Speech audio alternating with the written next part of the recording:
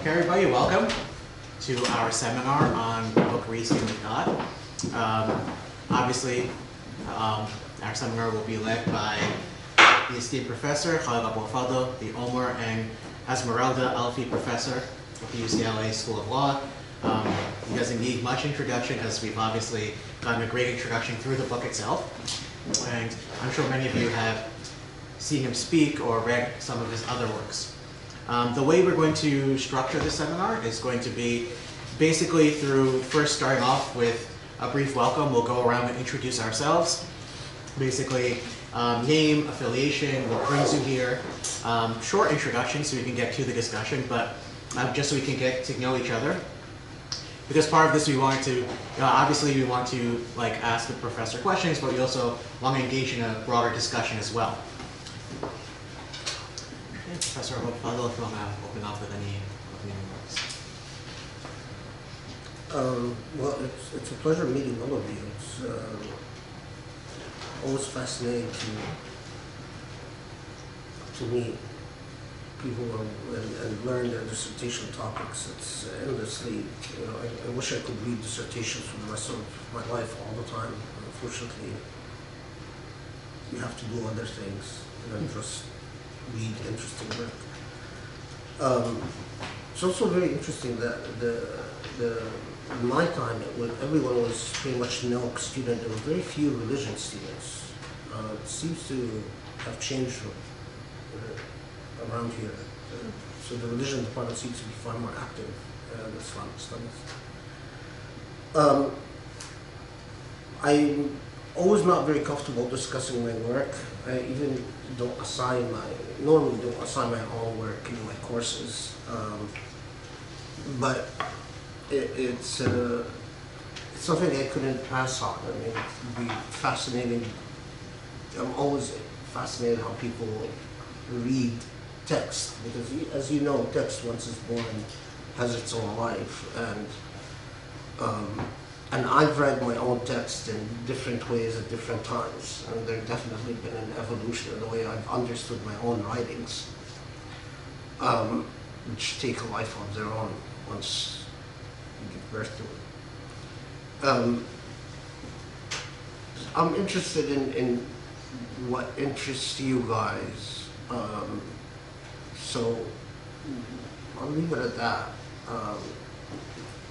Whether it's about the book or any other things. I'm curious about your graduate work, but far more than I'm curious about my own intellectual product, I have to admit. But let's see. Good. So are you asking us to suggest topics that we discuss, or? Well, yeah, you're in control. Yeah. I'm just here as a resource. I have no educational plan. So yeah, if there are any pressing questions, then yeah, go for it. Yeah, so one thing that really struck me as I was reading your book was a recurring topic, which is the crisis of authority in Islamic studies that you mentioned throughout. And so I was wondering what your position within this crisis is, how you see your own work in relation to it, and even more broadly, the US as an intellectual site where Shariah is produced and is alive in comparison to the rest of the world, and what this dialogue looks like. Yeah, that's a really good question. If I may add to that, just because I already said, if you, in your answer, you could also maybe say something about what you think the role of non-Muslims in Islamic law is. When you were answering the question yesterday about the continuation of Islamic law, I really wanted to jump in and say, is there a place then for non-Muslims to participate in this process? So I think just... Yeah, I mean, these are endlessly fascinating issues.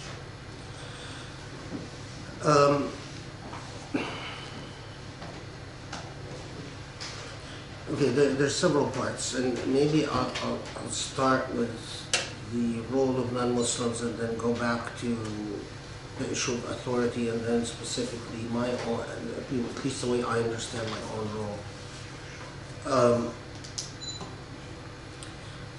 What's really fascinating is at the time that I was a graduate student here, we all engage in the dynamic of the claim of objectivity. You're studying a field, often denying your own role as a subjective agent that perceives material, and as you know, in a lot of historiography, you see your role largely in a descriptive fashion rather than prescriptive. Now, all of us know that interpretive agents, regardless of how hard they try, their entire being seeps through their work, regardless of how hard they try. Now, what is really interesting, though, is in the context that I'm in, and especially in a law school, since I primarily teach in a law school, I have Islamic Studies students that come through the Islamic Studies department, but we always have this tension in my professional role between the culture of a law school and the culture of an Islamic Studies program. The Islamic Studies faculty are always emphasizing that they want largely descriptive historical work, while the culture of law schools, I think is far more critical of the idea of the scholar as merely a descriptive agent.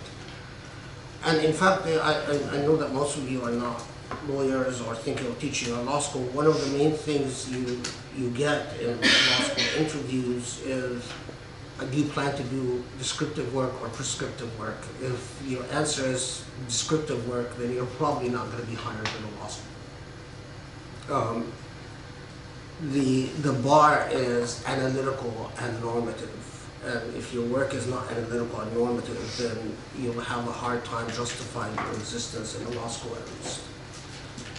Now, so one of the things that a benefit of a law school environment is that the idea of engaging a legal system that you are not an active agent in is actually odd and weird. Quite contrary to the culture in places like Princeton. Put it this way, it is normal for someone who writes on American law to believe in the American legal system. And that is not seen as necessarily compromising their objectivity. Our Chinese law guy is an actively engaged agent in Chinese law. Our Japanese law guy is someone who cares very much about the fate of Japanese law and the role that it plays, and so on and so forth. And same thing for the fellow that teaches Jewish law. He's a rabbi, and he has he leads a community. He belongs to a certain school within rabbinic law, and so on and so forth. So, non-Muslims have performed and continue to perform a valuable role in mining sources. We can't deny that in the modern age, the Orientalist scholars played an enormous role in preserving Islamic manuscripts, and at historical moments where the Muslim world, for a variety of identity crisis, was not interested in its intellectual tradition in a systematic and professionalized fashion. Orientalist scholars played a huge role in that. Orientalist scholars have played a huge role in unpacking Islamic legal history. I think it's really interesting that probably the most influential scholar on Islamic law right now is not a Muslim, Wa al-Halaq. His work has been translated to Arabic. He's been very influential in the Arab world. I don't know the entire Muslim world, but at least in the Arab world. But I'll tell you that even people like Goldziher and Shah were very influential in the secular academia, while the Azharis would probably never have heard of Goldziher or Shah.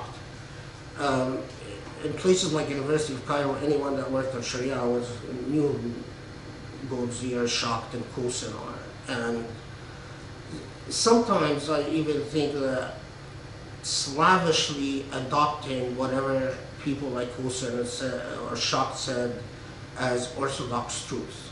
And to this day, I mean, I'm rather struck by people at the University of Cairo or Ain Shams or even at Tonta, how uncritical they are and non-analytical when it comes to the texts of people like Qosim that they teach to their students, and whatever comes from these Orientalist scholars seems to be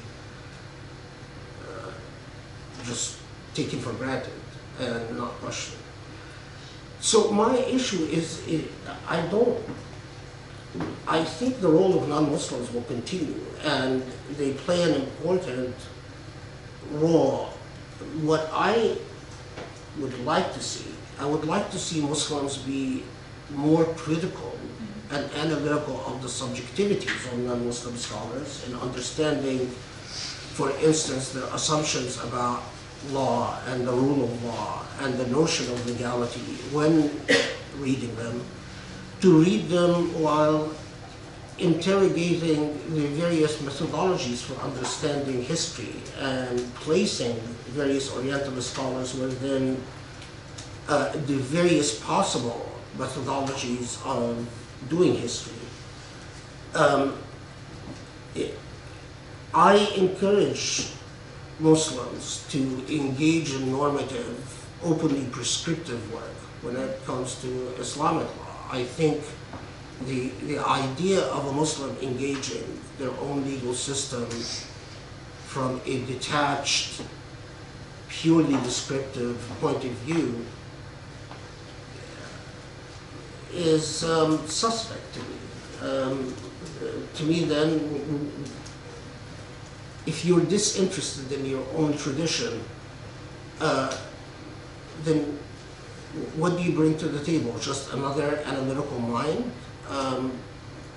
Unless they're going to produce something really special, I think engaging that legal tradition prescriptively rather than simply descriptively from people who are vested in that tradition is important and sorely missing, and we need much more of. Of course, they'll have a hard time in the academia as it is in the West. A lot of people in the academia still look down on prescriptive work in Islamic law and look down on Muslims engaging their own tradition analytically.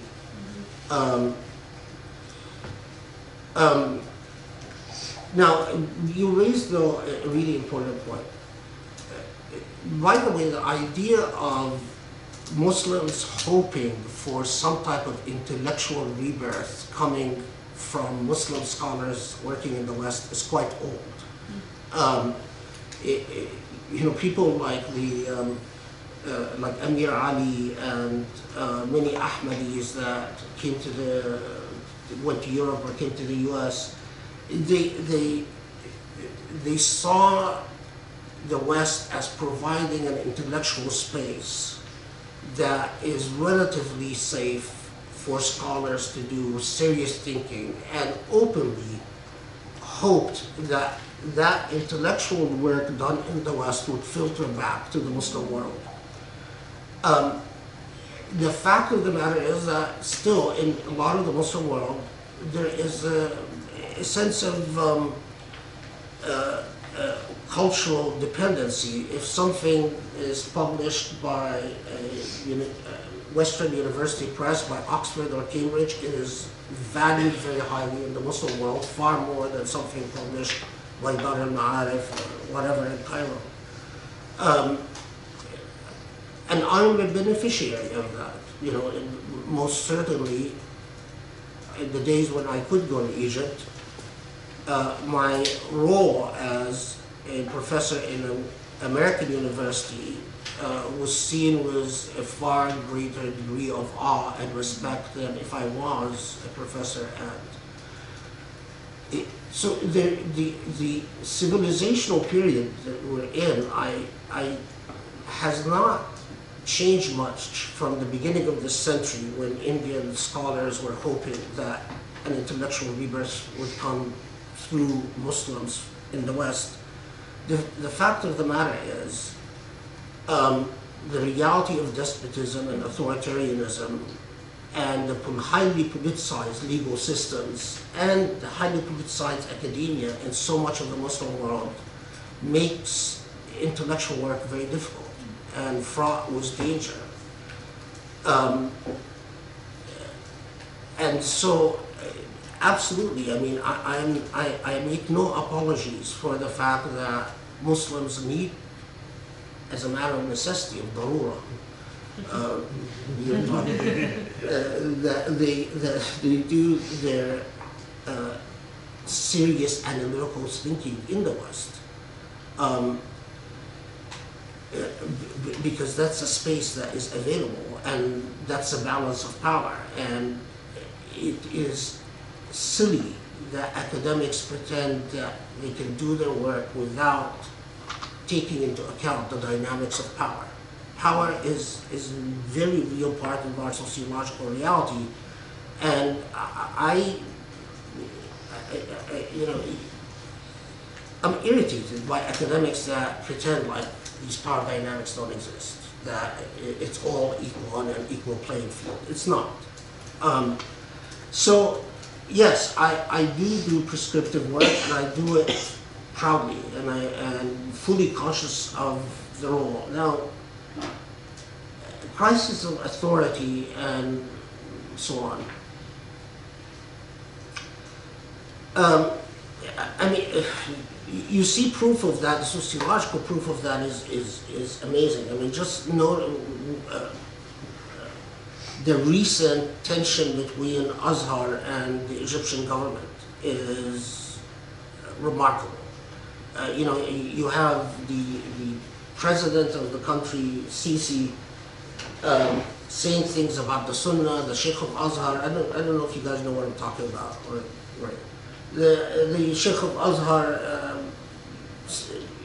defending the Sunnah, the Egyptian legislature going as far as discussing whether they should shut down Azhar for, I don't know, 5 years or 10 years or whatever.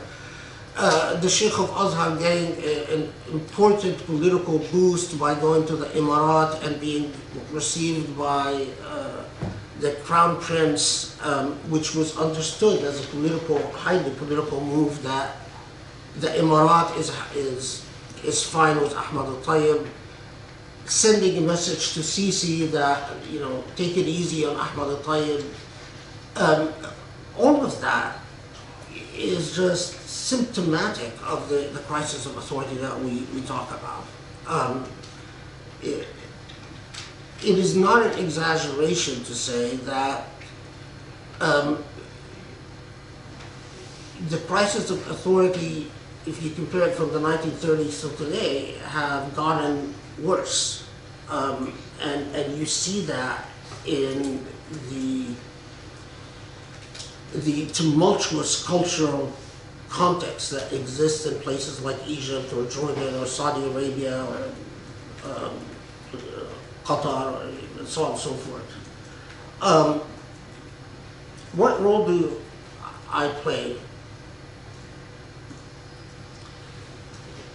I'm not sure. I mean, you know, there are days where I wake up and I feel that I'm completely marginal to everything, and that my entire life was a waste. And And then there are days when, you know, I meet with an Indonesian delegation. We had a delegation come from Indonesia, and they all talk about how, you know, influential my work has been. Then that day I feel good about myself. Class rather short time. I just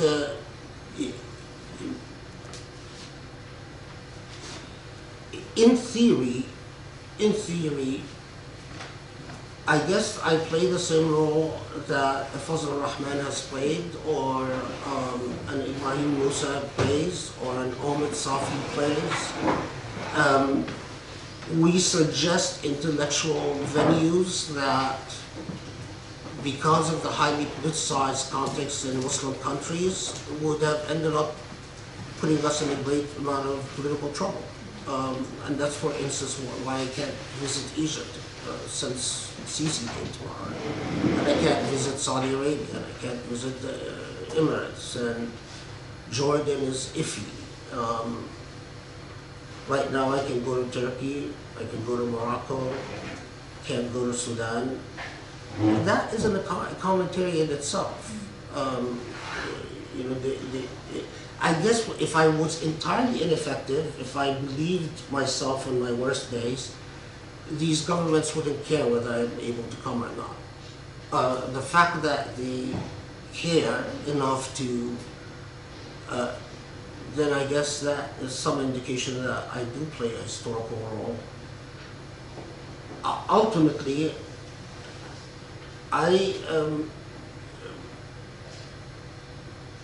yeah, that's a very tough question. What role do you play? I mean, what role do any of us really know? We're humans. We struggle with our egos all the time. And on the days that you feel very proud of yourself, you smack yourself on the head and say, humble yourself, you're not worth anything. And the days you feel worthless, you try to pull yourself by the bootstraps and say, don't feel so worthless. That's all common. That's, maybe I need to see a psychologist. Not talk about this. I don't know.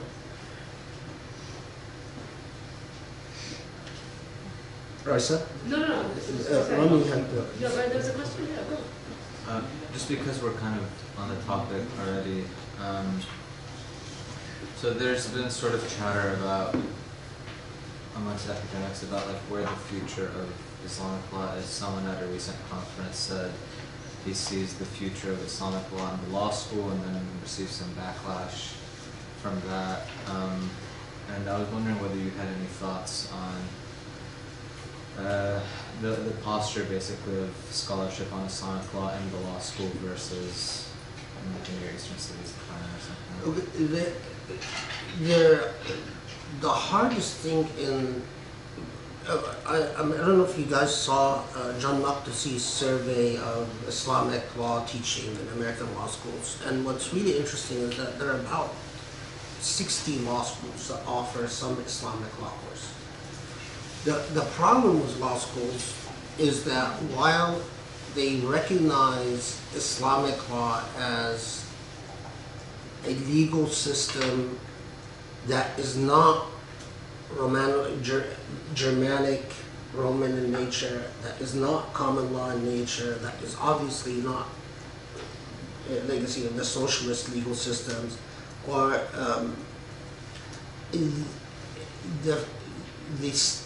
their ability to control standards of quality, because they don't know much about Islamic law, is rather abysmal. So many law schools will just hire a Muslim lawyer to teach a course in Islamic law.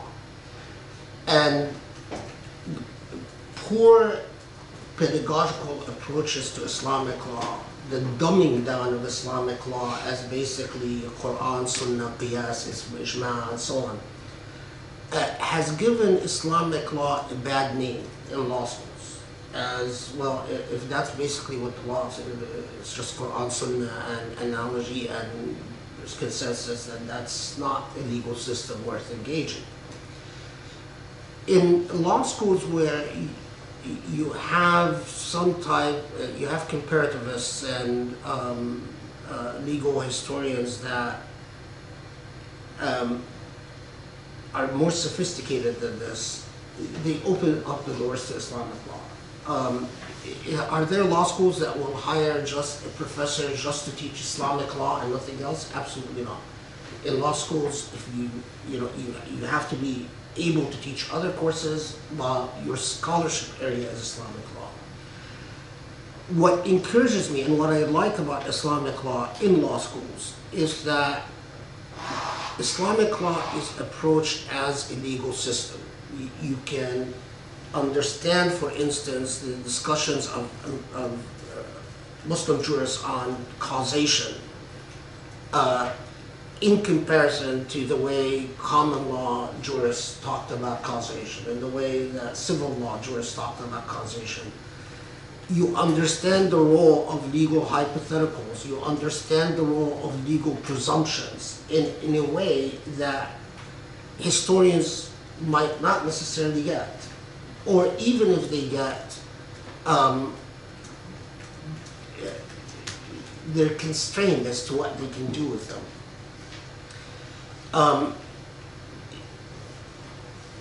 The big challenge in law schools, and I think for all young scholars who want to teach Islamic law in American law schools, is to get over that prejudice that Islamic law is unsophisticated and superficial. That Islamic law, I mean, to actually communicate to people that we're talking about a legal system that has layers and has institutions and has juristic opinions and has juristic approaches and so on. That's an educational curve, an important educational curve. I do think that scholars of Islamic law in law school would have the freedom to engage Islamic legal texts that doesn't exist in the humanities. And that's something I value. And when I compare, for instance, SJD, people who do a doctorate in law at SJD, or PhDs, people who do work. So for instance, I had a graduate student recently who is writing or his dissertation on the idea of the rule of law in Mamluk Egypt. It's fascinating historical work, but before engaging the history, he has I pushed him to produce a thoroughly sophisticated discussion on the rule of law in history and what the idea of legality exists. We have scholarship on the rule of law in Greek law, for instance, in ancient Greek law. We have scholarship on the idea of rule of law in the Roman tradition, pre-Justinian and post-Justinian. I pushed him to think about the rule of law in Mamluk Egypt by engaging in conversation with other people who've written about the rule of law in Greece or in Rome, or and to justify his theoretical approach.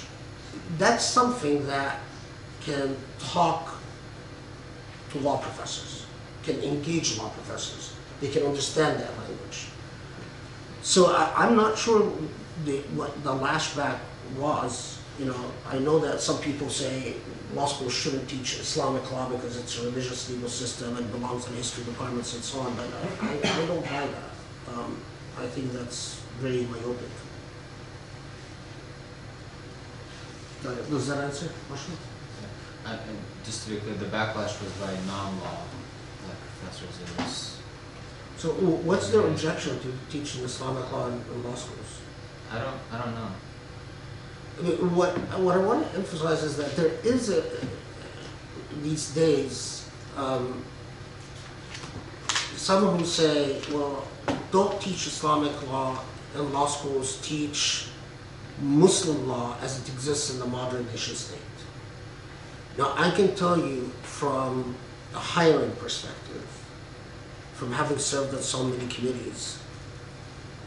Muslims countries do not have the type of political significance in the intellectual world or in the cultural presence. They're not like Japan, they're not like China, they're not like Russia,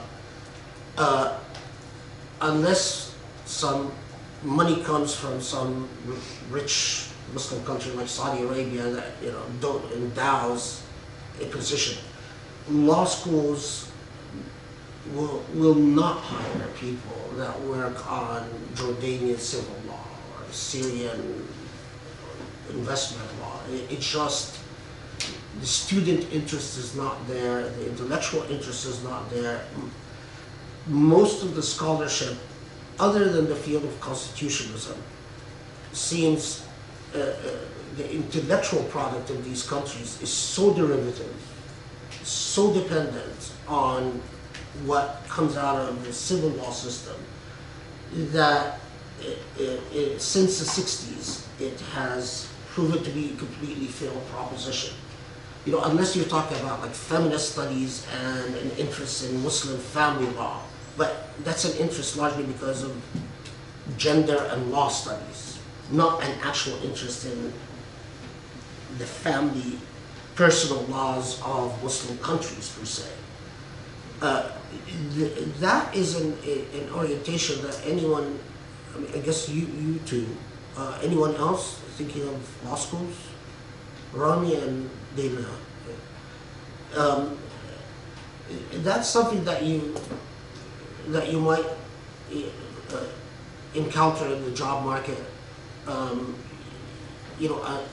Unless you are able to talk to comparativists and situate yourself within the comparative law faculty,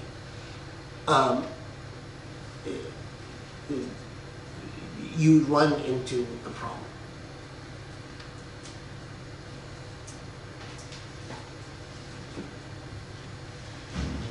Dr. Khaled, my question about my area of interest, Jewish-Muslim relations. As you mentioned, Muslims borrowed from Jewish or other tradition in the pre-modern area, especially in medieval period.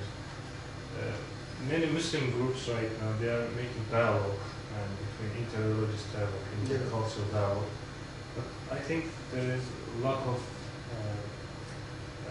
legal theory, or we cannot go back to our history and derive something. And these are people kind of activists, they are not good scholars. And how we can deal with this kind of problem? And is there Jewish, are they borrowed their law system from us, or we borrowed something from them? The way, yeah, it's not either or, because it's both. Legal systems developed through borrowing, and juristic class in general borrow all the time without necessarily attributing or acknowledging the source of the borrowing. Anyone who clerked for a court, that's done all the time.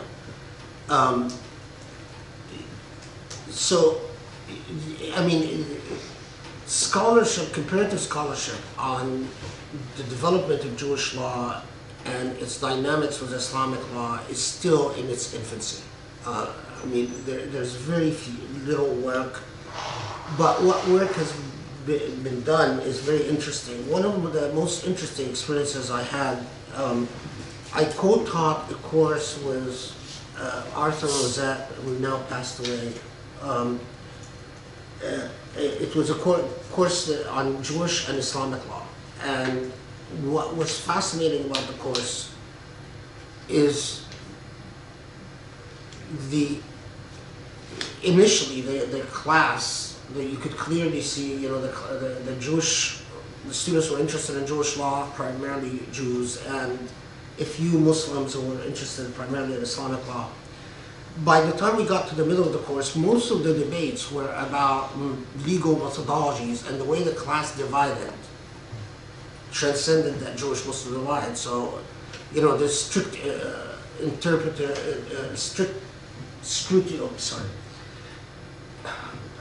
The literalists or the strict meaning folks, people who read text in a literal, tended to band together, as opposed to, for instance, those who believe that there is a spirit to the text that is embodied within the language of the text, regardless of the literal language, and it transcended that Jewish-Muslim divide. Once we started comparing Maimonides'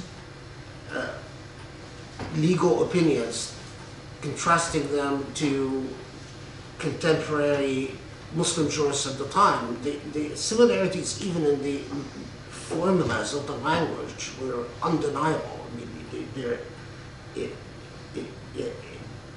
it's hard to justify it as a coincidence. It came from somewhere. So that's a very that's a fascinating field, and I agree with you that most of the interaction right now is interface dialogue, doesn't get to the issue of law, and it's legal systems need people who specialize in legal systems in order to actually notice similarities or differences, or to be able to talk about how legal systems and jurists work and so on. And that there's very little work about that so far. But it's such a rich area to invest in. And it's one way that Islamic law can be put into dialogue with, it can get out of its ghetto status. Because right now, Islamic law, for lawyers and comparativists, it's a ghetto field.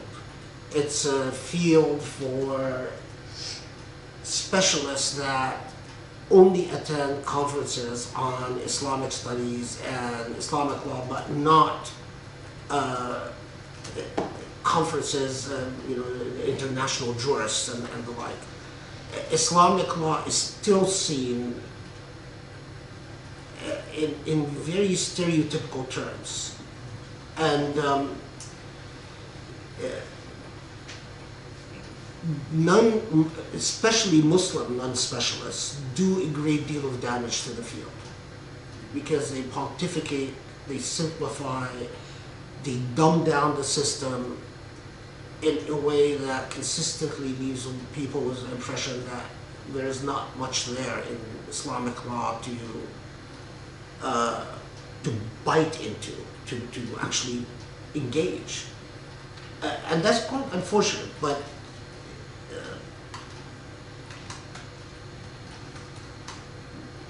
yeah, I don't know what else, how else to be polite about it, and you know, it's irritating.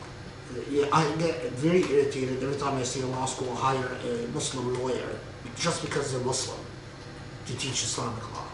I mean, it's actually somewhat racist. I mean, just because they're a Muslim attorney that does torts, you know, or whatever field of law they practice, that qualifies them to teach Islamic law. You know, you wouldn't do that with Jewish law. You wouldn't do that with Japanese law. You don't go look for some ethnically Japanese guy to come into your law school to teach Japanese law. But you do it with Islamic law. Now, who's to blame for that? I tend to think it's Muslims themselves. Because of the way they talk about their own tradition, the way they dumb down their own tradition. I don't think this is something we can blame Orientalists for. You know, they have their own sins. Is it our fault, Professor? Is it the Muslims' fault to? Well, yes. I mean, it's they haven't educated, I mean, it's a very recent phenomenon, the idea of educating, or even caring about what the legal community thinks about Islamic law. For every time there is a spokesman from a Muslim country, the way they talk about Sharia is in highly dogmatic fashion that is primarily apologetic to basically, or highly opportunistic, to claim some type of exception to a treaty in order to continue abusing your own population and invoke Islamic law.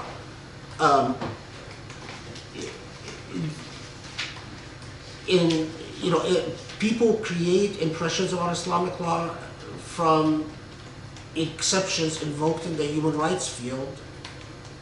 That's again the fault of Muslims. But Muslim scholars in the West have to overcome these several obstacles: the ghettoization of Islamic law, the politicization of Islamic law in the international arena. So you're basically trying to present a sophisticated discourse to an audience that is highly skeptical about whether you're inventing this sophistication or whether it actually exists in the tradition.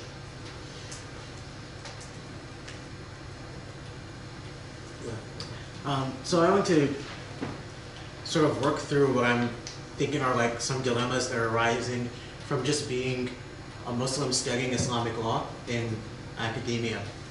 And particularly with, like the call you mentioned before, to speak normatively, if you're going to be studying your own tradition. Because, I'm thinking about it in two ways. One is the question of audience, where this discussion is barely there in the academic community. And then, but then does that mean that we're writing for an academic community versus writing for the broader Muslim community? So that's one thing. And the other thing is, it also raises the question of training and education, because obviously the training that I receive here is not teaching me to think normatively about these issues. And then it also raises the question of power, because what does it mean for me to be trained here, trying to make normative claims about what Islamic law should be, versus somebody who's trained in Al-Azhar or who's actually trained to think like a jurist. So these are sort of some of the dilemmas that are.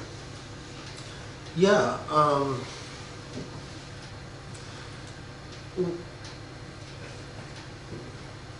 I don't know the training in places like Azhar. I'm not even sure it's normative. They can. It teaches you to read the text, but not to think analytically about the text. And there are so many red zone areas that you're not allowed to think about that. But the Western academia issue and the question of training.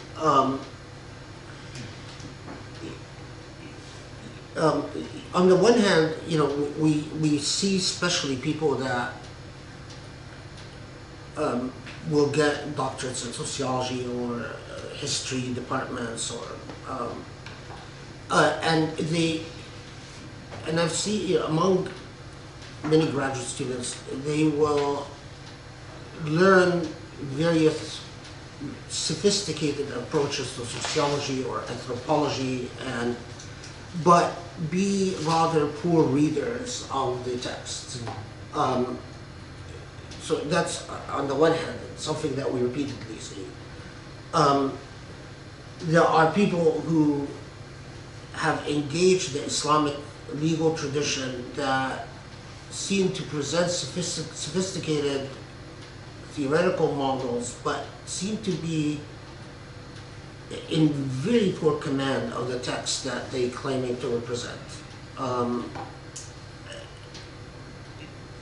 But in order to do the type of work that would push Islamic law as a serious intellectual field forward, you need the type of deliberate training that would allow you to read the text and read the text at least figure out the language of discourse, the linguistic practice of the participants as accurately as you can, you need the methodological sophistication where you are able to be very conscious of what your methodological approach is and what your methodological choices are.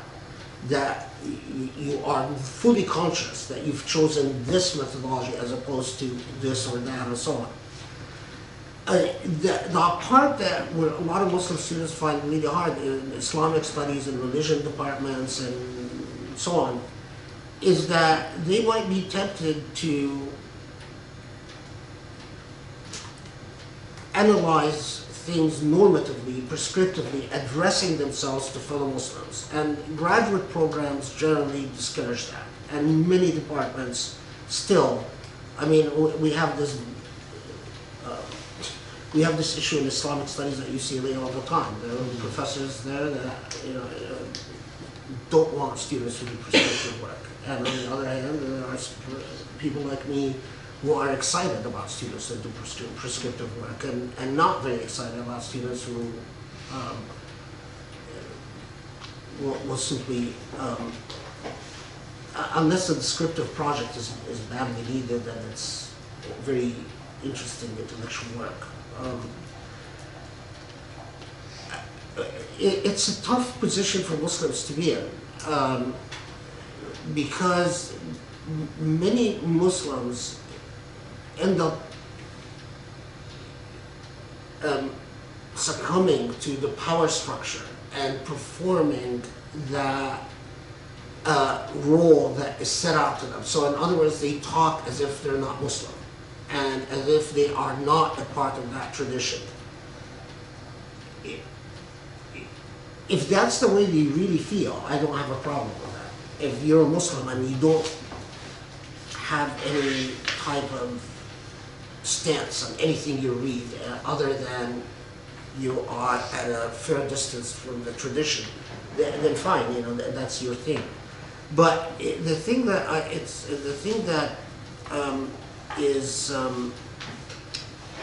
introduces a type of intellectual schizophrenia is when Muslim students do feel about the field that they're reading, they want to engage it normatively, they have normative ideas, but in order to get ahead in the professionally, they suppress themselves and mute themselves. The closest thing that this reminds me of is in racial studies and gender studies, where for years and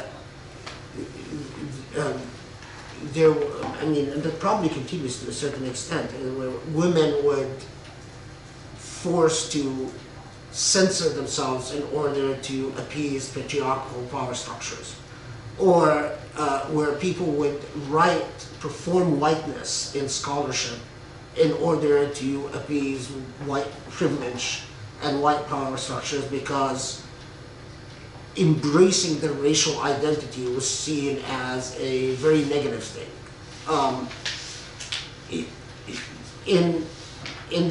We understand the importance of speaking within acknowledging the reality of race. We understand the importance of speaking, acknowledging the reality of gender power structure.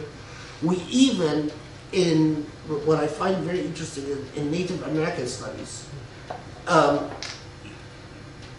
Indian law is a very fascinating field of comparison, because for many years Indian law was dominated by outsiders to the tradition. They were all basically white, and what they said about Indian law was largely descriptive, but it was received with a great deal of skepticism by the few Native Americans in the academia. And in fact, the academia, I think, was biased against Native Americans in law schools. This is slowly changing.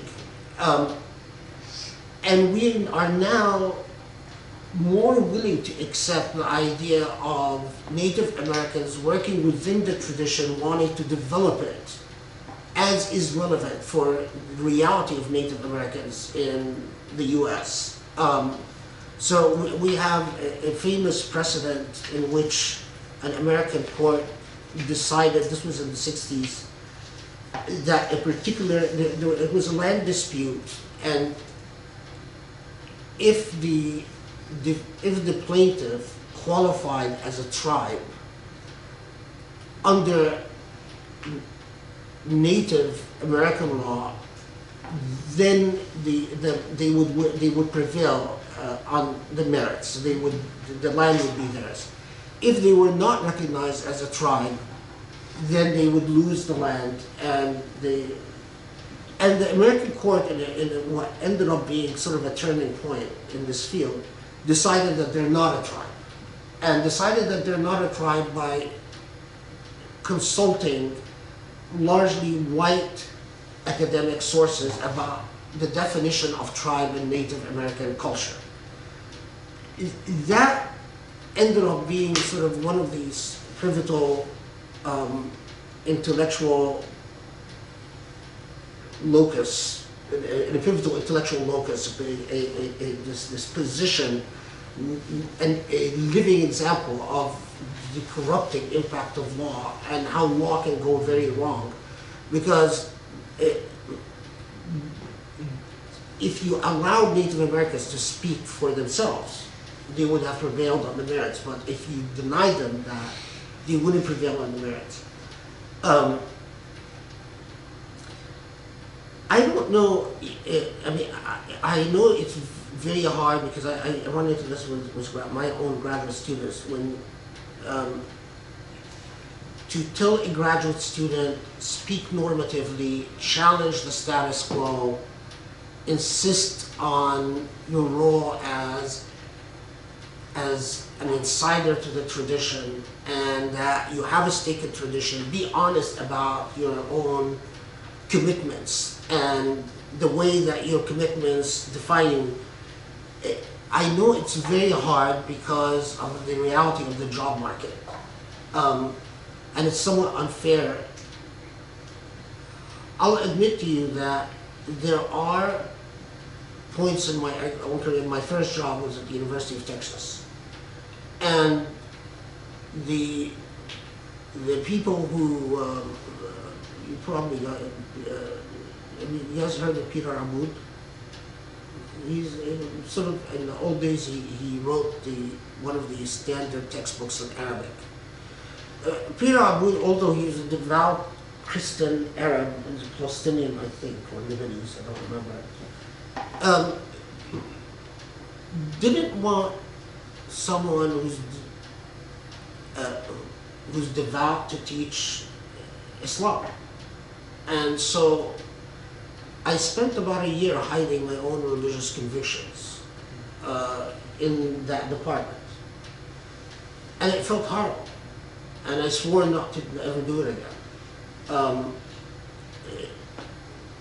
As long as I'm doing my job, as long as I'm not cheating anyone intellectually, as long as I'm presenting all the perspective that students need to learn, why should my employer, whoever the employer is, I'm not singling out Peter Abboud, there are many, many people,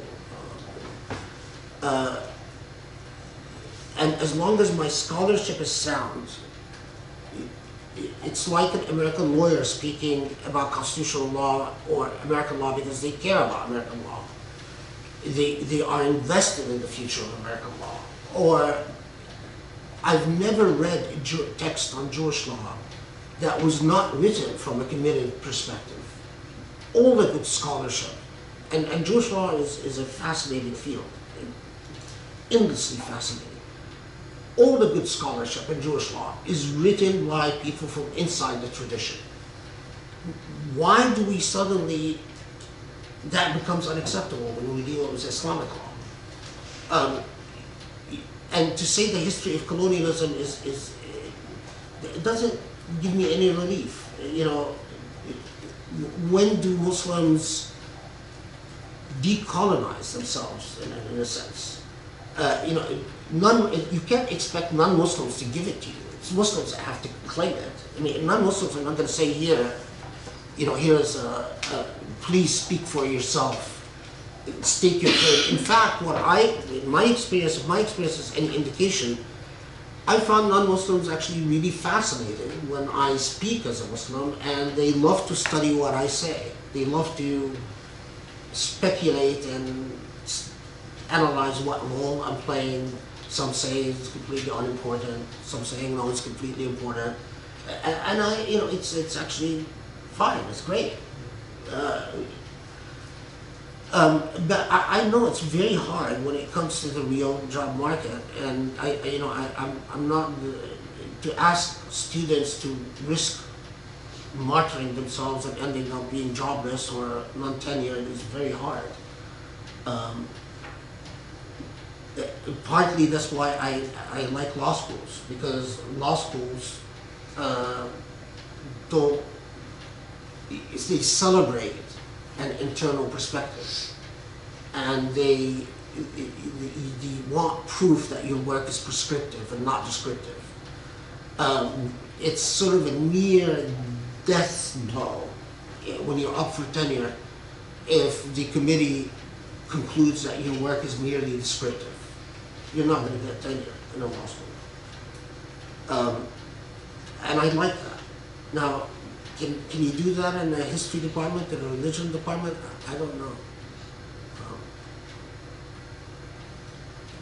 I think it really depends on the department, and I think it also depends on the field. And certain fields really pride themselves with having moved on from formerly theological and confessional contexts, and others I think are struggling. The study of ethics is in a real crisis because of this question of what is the role of ethics if we do not have communities that are the audience for certain prescriptive work. The study of ethics has always been prescriptive, of course. So I think there's a real question, and I don't know how many people here are part of these conversations with the Society of Christian, Jewish, and Muslim Ethics, which was meet in conjunction, and all the seminar members. Most of the conversations are around this question of what is the role and future of religious ethics, as it's called, in the 21st century in university settings. The existence of an audience, considering the power imbalance, I mean, when I write something in the United States, I know that my audience is not just Muslims in the United States, but Muslims everywhere, pretty much. It's your work ends up being translated to so many languages.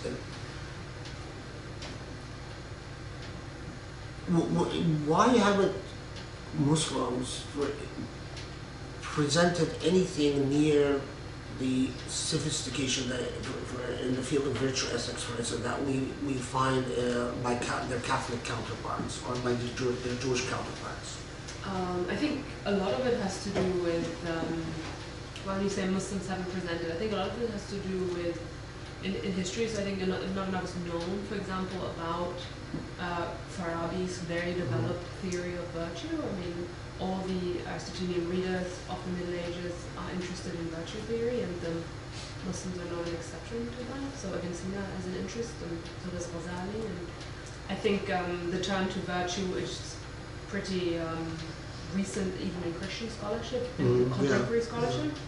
So I think it's a very interesting question.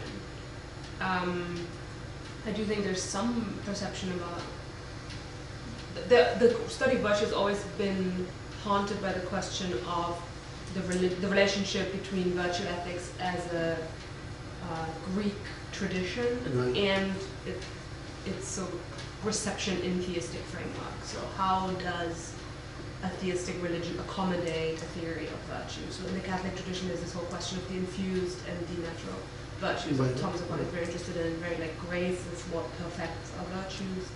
And for the Muslims, that's not so much of an issue. But how do the virtues, for example, match to ritual prescriptions and so on and so forth. So I think there's a a lot of scholarship to be done, but I'm one of the people who's very against the idea that there's no virtue theory in Islam. I think a lot of it has to do with the ways the field of ethics as a historical field, especially in the English-speaking world, is constituted. Yeah, and how the field itself developed Yes. in the West. I mean, I think most people, and I can only speak from the ethics side so much, but I think it's very parallel to one of many of the issues brought up with law, is that most people have a very particular idea when they approach Islamic ethics of what they want to see. And some of the things they do not want to see is virtue ethics. So Right. it's just not had an audience, basically. And I've given my own work at conferences when people have said, well, I don't understand what that has to do with ethics, you know, or things like that. And the idea is that, you know, there's a certain catalogue of things that in the Protestant tradition are conceived of as ethics or something like that. And if you work on something else, then Among the modern, I don't like the word reformers, but whatever. Is there any of the modernists or the contemporary Muslims that you see as having offered some advance in the field of ethics? oh, you mean like Islamic or Muslim thinkers Yeah. that have done ethical work? Yeah, I mean, I think there's anybody who writes Islamic theology of any kind, I mean, writes on the human being, advances, and I mean, people like Muhammad Abdul have written. I mean, but after Muhammad Abdul, Oh, I mean, like anybody like more contemporary? yeah. I mean, I think a lot of people consider what Tariq Ramadan's work relevant. I'm not sure what level of sophistication you. Yeah, I mean, Tariq Ramadan, his work on ethics is not philosophically sophisticated. Yeah, so the question is like, what kind of work are we looking? I think Dr. Khaled offered something on in the conference of books about ethics. Yeah, I thought. I mean,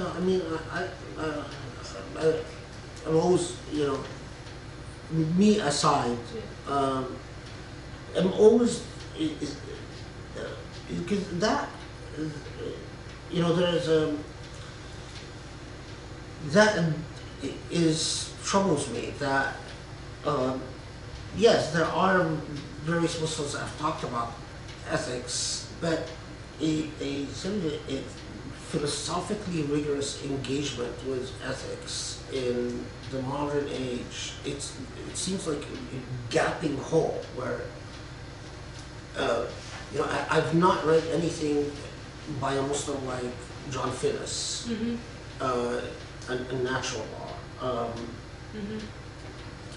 The few works that we have on natural law in the Islamic tradition don't cut it. I mean, Andra Eamon has a book on natural law. I'm just going to throw it in there. I mean, I think a lot of it has. I think a lot of people have concentrated on writing on Islamic law instead of on Islamic ethics. That's one thing. I think the comparison to Finnis is difficult because in the Christian tradition there's so much disagreement over what natural law constitutes. I'd be really interested to read some of that. So I think there is a lot of, you know, Finnis is hard to, I would think of him not necessarily as ethics. That, I mean, when we talk about normative work, that is one. That's one thing that I think contributions by again, Muslims use people doing prescriptive work would be invaluable. I mean, in any respectable law school, you have someone delivering a paper on legal philosophy and ethics practically every month, you know, if not every week. Someone talking about the role of law and ethics, the role of law and ethics, and you have contributions from a variety of cultural perspectives. The big gap in Muslim contributions. I mean, I've heard very sophisticated presentations of people who deal with the Buddhist tradition, Jewish tradition. We've had a number of scholars of Chinese law that have talked about Chinese legal tradition and ethics, and their sophisticated treatments. I don't remember a single presentation on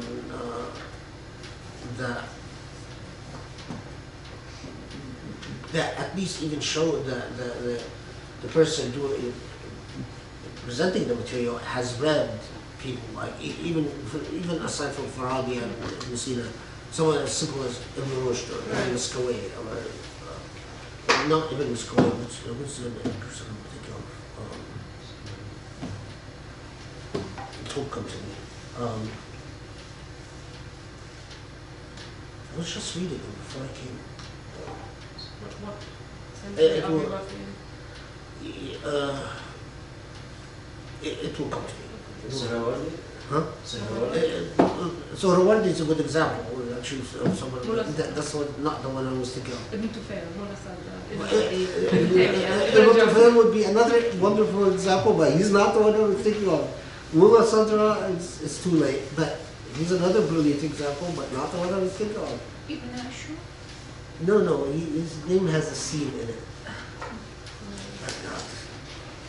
No, okay. we'll come back. We'll come to back. I think because one it thing will come I to would me. add, just like on your impression, is that a lot of people, so much of the study of ethics in the Western Hemisphere has grown out of theology, the ones that is not in philosophy departments, that is not explicitly engaged with the Greek tradition, or Kantian, and even that has grown out of theological engagements. And I think a lot of people in the contemporary period are very uneasy about talking about Muslim ethics or Islamic ethics because they are uneasy talking about Muslim theology.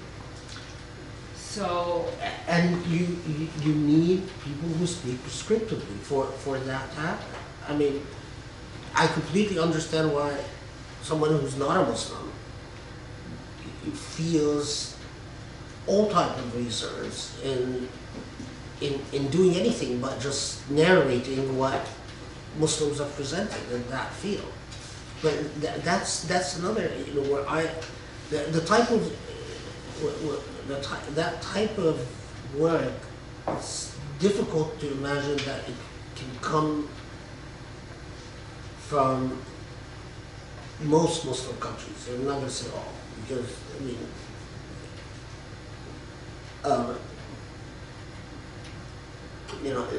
but it's all, politically there's fraught with political danger, and I'm trying to think of exceptions to that. Can anyone think of an exception in any Muslim country where you could do theology? do theology without worrying about the political implications of that work? I mean, I know Soroush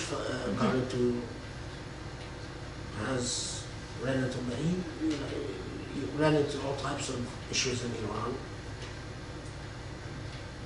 Maybe, what was the name of that Moroccan fellow that used to do, he loved Ibn Khaldun, everything was about Ibn Khaldun.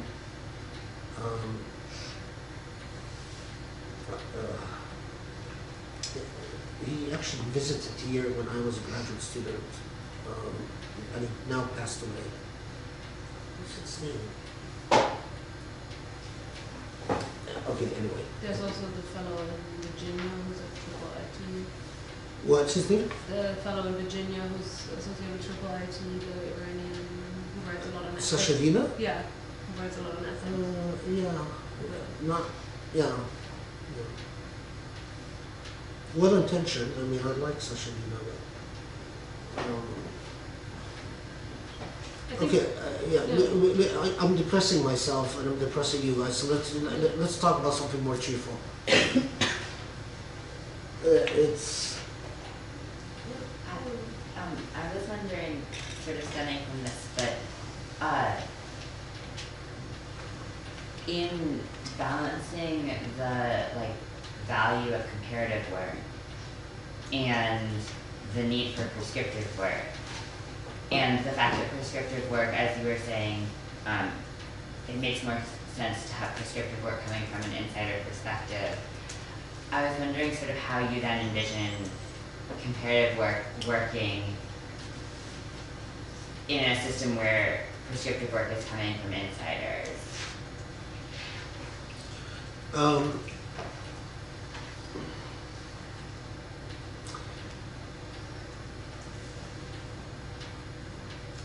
Again, it's a every time you are open about your fascination with comparative work, you risk losing some legitimacy and invoking that crisis of authority, because you might be seen as shamelessly borrowing, right?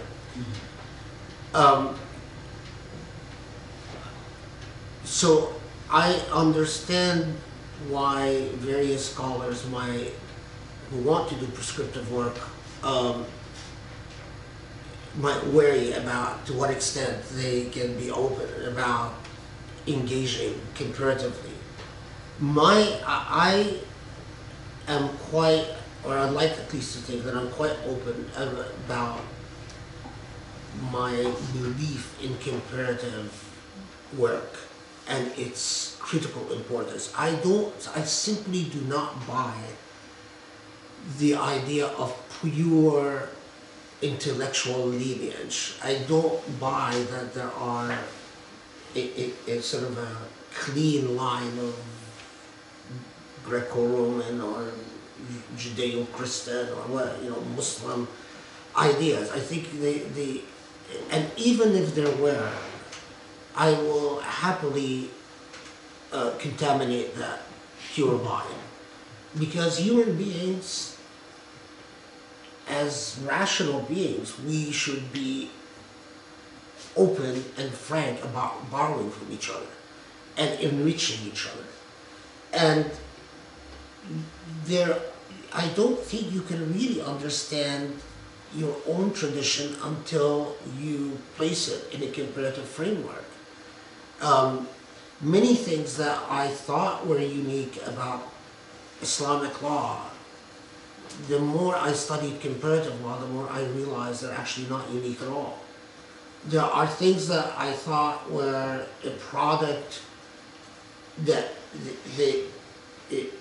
they must have come from some type of Islamic Quranic norm, but then when you study comparative law, you discover that this jurists all over the world in various legal systems that could not have even come into contact with each other thought in very similar ways. And then you start thinking about, well,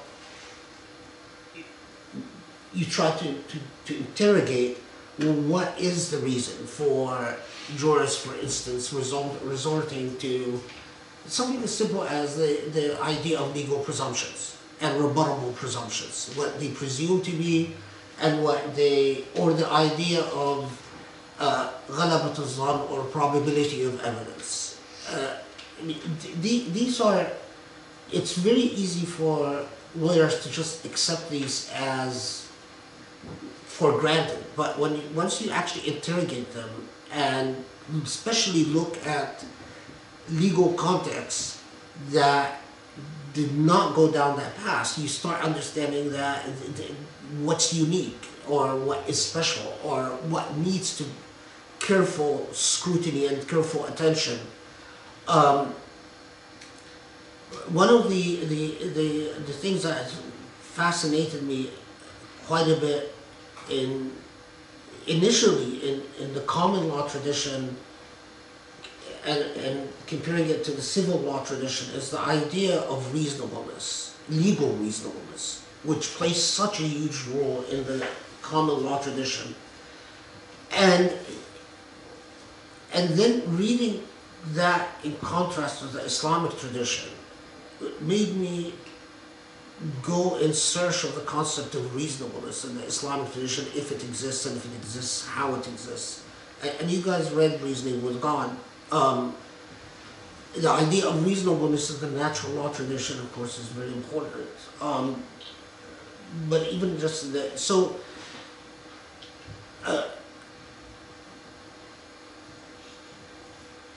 I put it this way, I push all my graduate students not to make generalizations about law unless they first study comparative law. Any generalization about Islamic law without a comparative law background could end up being very silly. And so if you're going to generalize, be fully aware of the context, and whether historical or theoretical context in which you are making these generalizations. And it has a very humbling effect on the ability of people to make generalizations beyond the specific topic that they are looking at, in the specific context that they're looking at. And I think that's really important. I think the field of Islamic law has suffered from these broad generalizations all too much. You know, how else can you make these broad conclusions about a legal tradition that's 1,400 years old, represented by numerous texts, or you know, the thing that aggravates me the most is that when people read legal horn books, you know, these short, one-volume horn books, and then generalize about the position of the madhab based on a horn book. That's methodologically just wrong. You can't do that. A horn book in itself plays a political function. It has its place within the dynamics of law. You know, you need to think about why the material chosen in the horn book is in the horn book as opposed to any other material. So yeah, no, comparative work is critical in my perspective.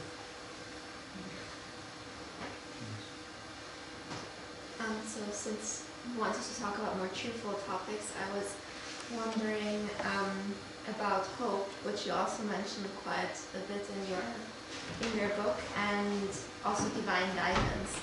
And so if you could talk more about, I guess divine guidance might be a bit difficult, but maybe hope and where you see it, and how this also relates maybe to Islamic studies as a field, because in your book you say that Sharia is the core of, or the heart of Islam. So how these two relate? You know, of course, Sharia, as I define it, which I admit I see it as basically an ethical track. Mm-hmm. The ahkam, regardless of how specific they don't, in my view, don't represent Sharia. Excuse me. It's actually, this is again a really good question. Grace left, yeah, because Grace will tell you I'm not the most cheerful or optimistic person genetically.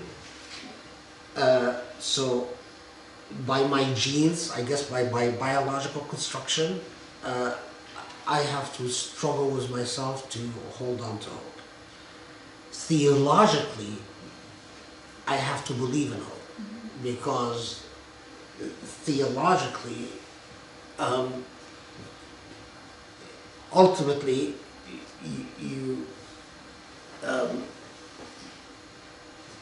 you believe that anything is possible within the power of God, and that, by definition, unless you are going to give up on God, you are. I think there is a theological imperative that to believe in hope and to believe in hope not just for Muslims but for humanity, and to always believe that something better is possible, and that in the whole idea of a covenant of istikhlaf, that you were deputized to be on this earth because ultimately human beings have the power to move in a trajectory, in a better trajectory, that they're not doomed to all fall within the camp of the demonic and hellish and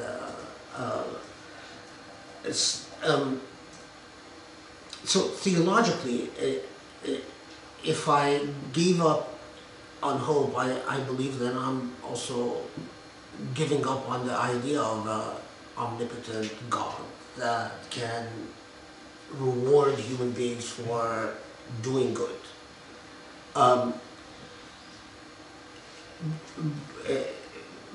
But I admittedly, there are very cheerful people by nature, and there are people who are, by their just chemical composition, I guess, not very cheerful by nature. And I think I fall in that category.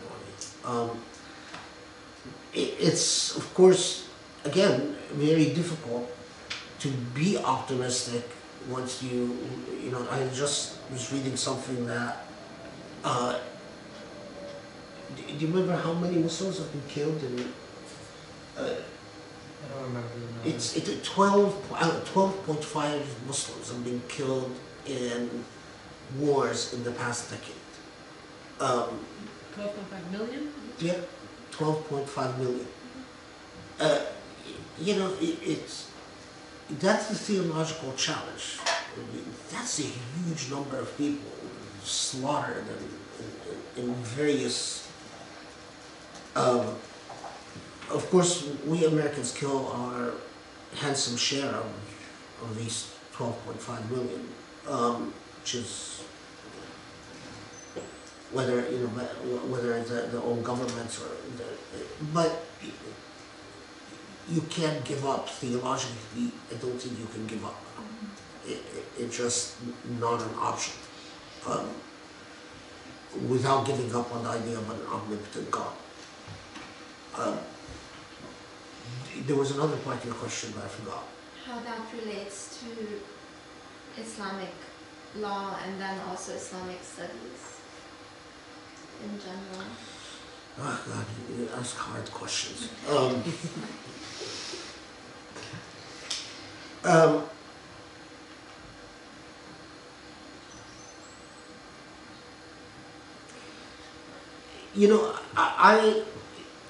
I might be wrong that Muslims don't need Sharia at all, and that Muslims can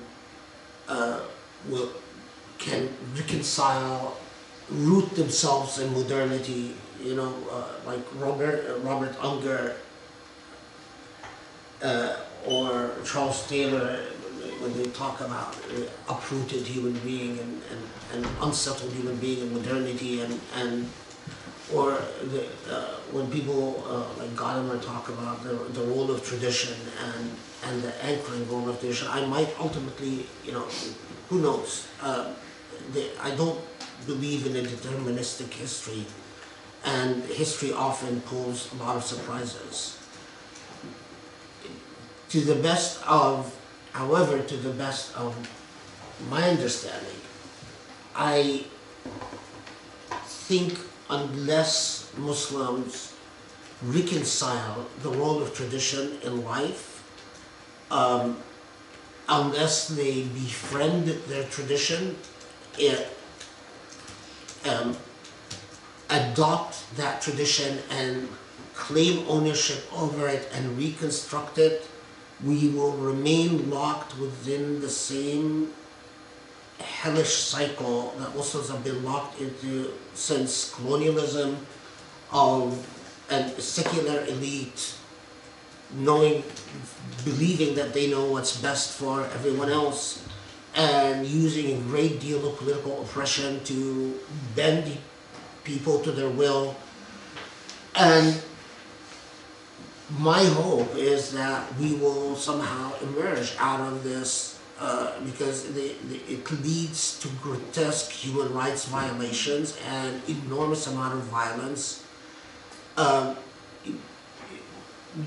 One of the things that working in the human rights field has allowed me to see is that not only are human rights violations enormous in the Muslim world, I mean, especially horrible and horrid in the Muslim world, but the trajectory of Muslim countries in improving their human rights record is not good in Muslim countries. So in South America, for instance, the human rights record collectively of South American countries have gotten better over the last decade. It's gotten considerably worse in various Muslim countries. What I see over and over again is that this dialectical tension between tradition and those the bearers of modernity, whatever they believe it means. Do I have hope? There is no other choice. I mean, I think eventually human beings get tired of spilling blood, and they must manufacture a solution.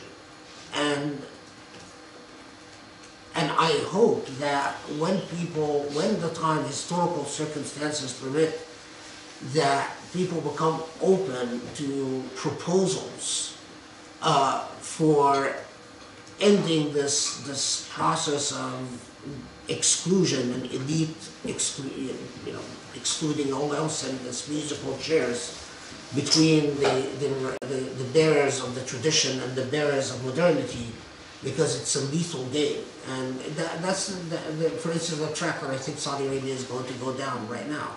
We have yet another so-called benevolent despot reformer who is going to fix everything in society and is going to throw a huge number of people in prison and kill a huge number of people, and then at the end there will be a reaction to it.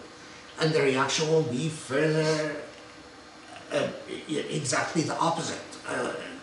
It's sort of an Islamization of sorts, if we can use that. But it's I have to believe that I cannot believe that there are people that will doom themselves to endless, perpetual misery and suffering. Is it fair to say that history is against the grain of that? Places like Rwanda give me a lot of hope. There was a time that I was working in the human rights field on Rwanda, and I just believed that Rwanda's doomed. This society ended. South Africa, somewhat gives me hope, somewhat. But of course, these are national examples. The problem is in the Muslim world, we aspire for something that transcends national boundaries, and that's harder. I don't want to take away from it. Yeah, my question, you talk about the perception of Islamic law and it is dogmatic in the West. I was wondering how much has Wahhabi movement played in picturing Islamic law as dogmatic in the West? Versus open to yeah, listen. I'll give you well, I mean, yeah, a big role, but the Wahhabi movement existed in a cultural milieu that made people receptive to its message. I mean, it was it was a form of dogmatism that offered an out to the dogmatism of secularists at a time that it presented a sort of a highly accessible Islam, a very what looked like a very egalitarian Islam. You're going to interpret directly from the original sources, and you're unfettered by, initially at least, the argument was that you're unfettered by the Sufis, you're unfettered by the philosophers, you're unfettered by the theological schools of thought. You are just going to the original source. But the problem was not just the Wahhabis, but all puritanical movements, is that puritanical law is horrible law. The skill of lawyers is in subtleties and in negotiating solutions that respond to problems in non-dogmatic fashions. The more dogmatic a law is, the more one solution fits all. The more a law produces absurd solutions and absurd results. And I was, I'll give you a concrete real life example. I was involved in a case where I was an expert witness on one side, and the expert witness on the other side was a Wahhabi fellow. And the case involved a complex commercial litigation. And so the expert on the other side testified in court that Islamic law is really simple, where there are no theories of contracts, there are no particulars as to anything. It's very simple. If there is damage, there is compensation. So you just look at damage and you compensate. Of course,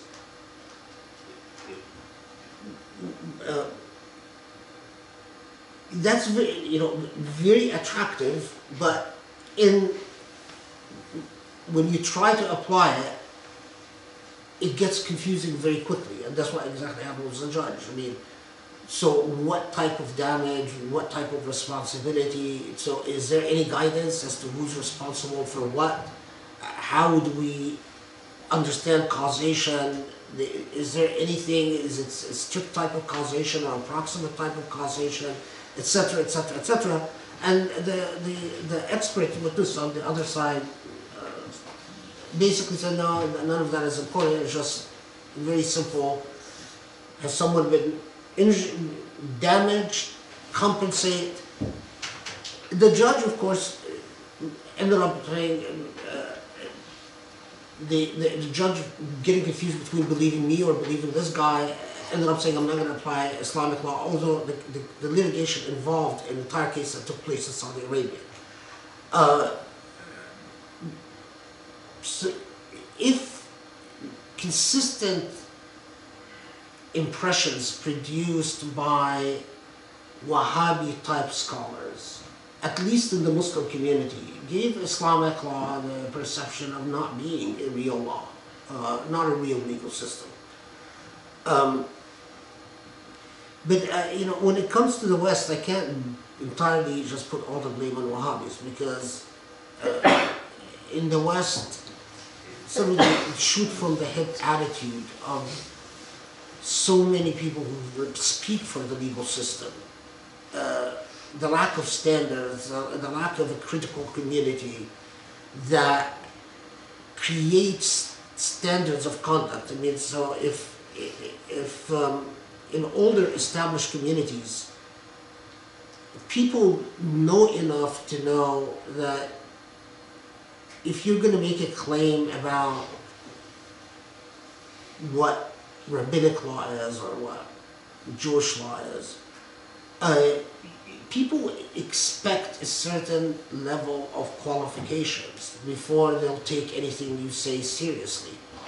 At a minimum, for instance, you must know Hebrew. That is lacking in Muslim communities. Does it filter through the academia? I don't think so. I think the academia, except in law schools, that's the different one. I mean, where Islamic law existed in the West for such a long time in NELCA departments and largely in NELCA departments, and then later on in Islamic Studies, I don't think was affected by anything Muslims have to say.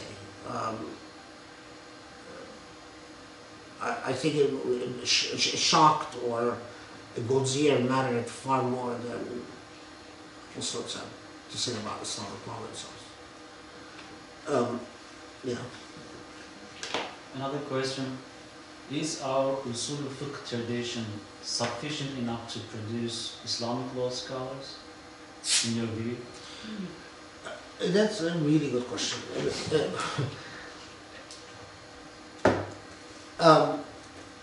Yes and no. If you read the Usul al-Fiqh,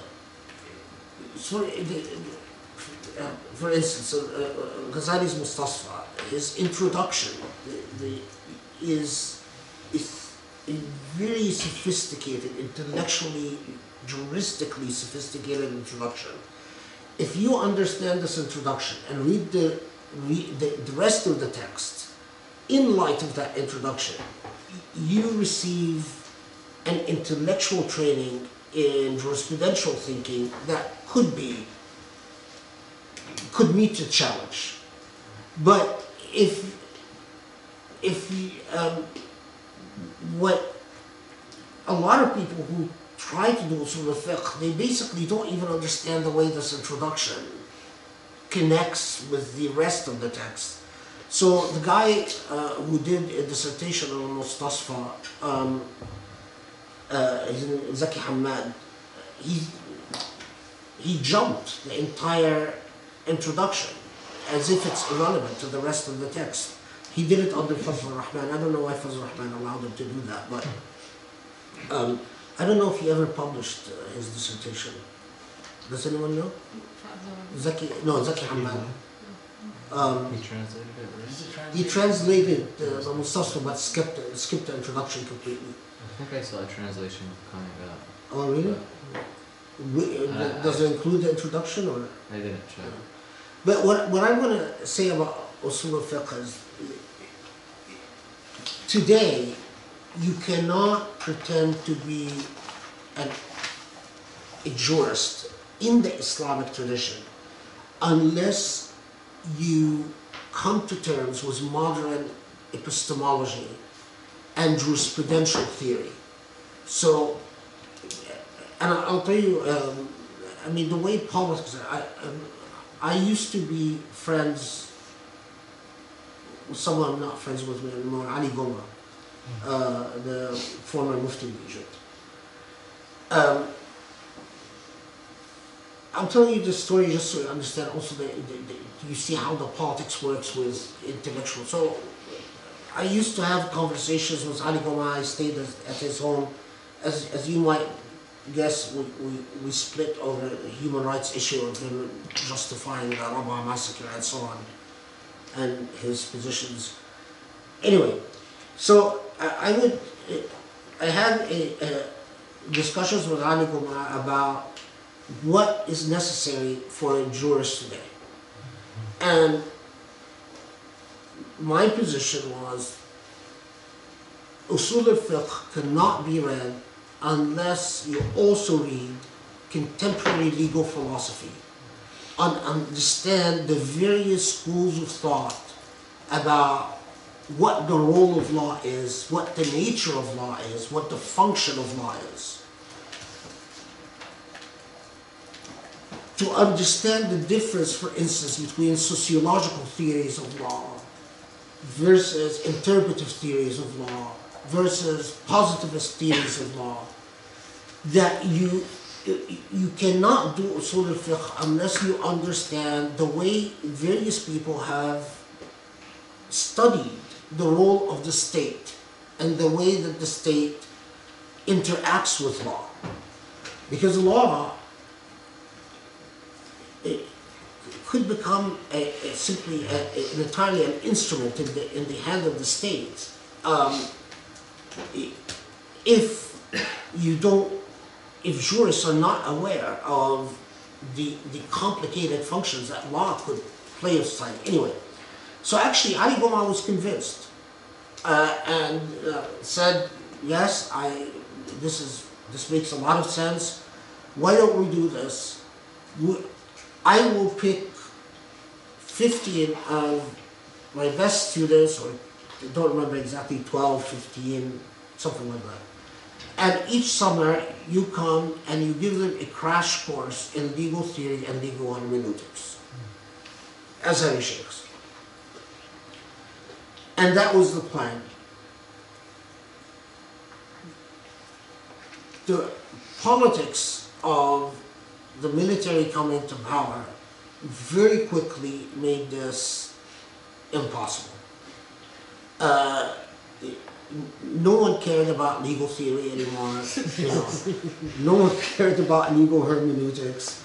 It boiled down to are you pro-CC or anti-CC, and if you're not pro-CC, then you're probably Ikhwan, and if you're Ikhwan, then any legal theory that comes from you is from the devil, and so on and so forth. And so it never went anywhere. It all fell apart. That is rather typical of what happens in my experiences with the Muslim world again and again and again. And that is why I do my work in an American law school. Hoping that there will be a historically more opportune moment in the future. Again, we go back to hope. You have to believe in it, regardless of your natural inclinations. Otherwise, you just wither and die. It's just, not a very religious thing.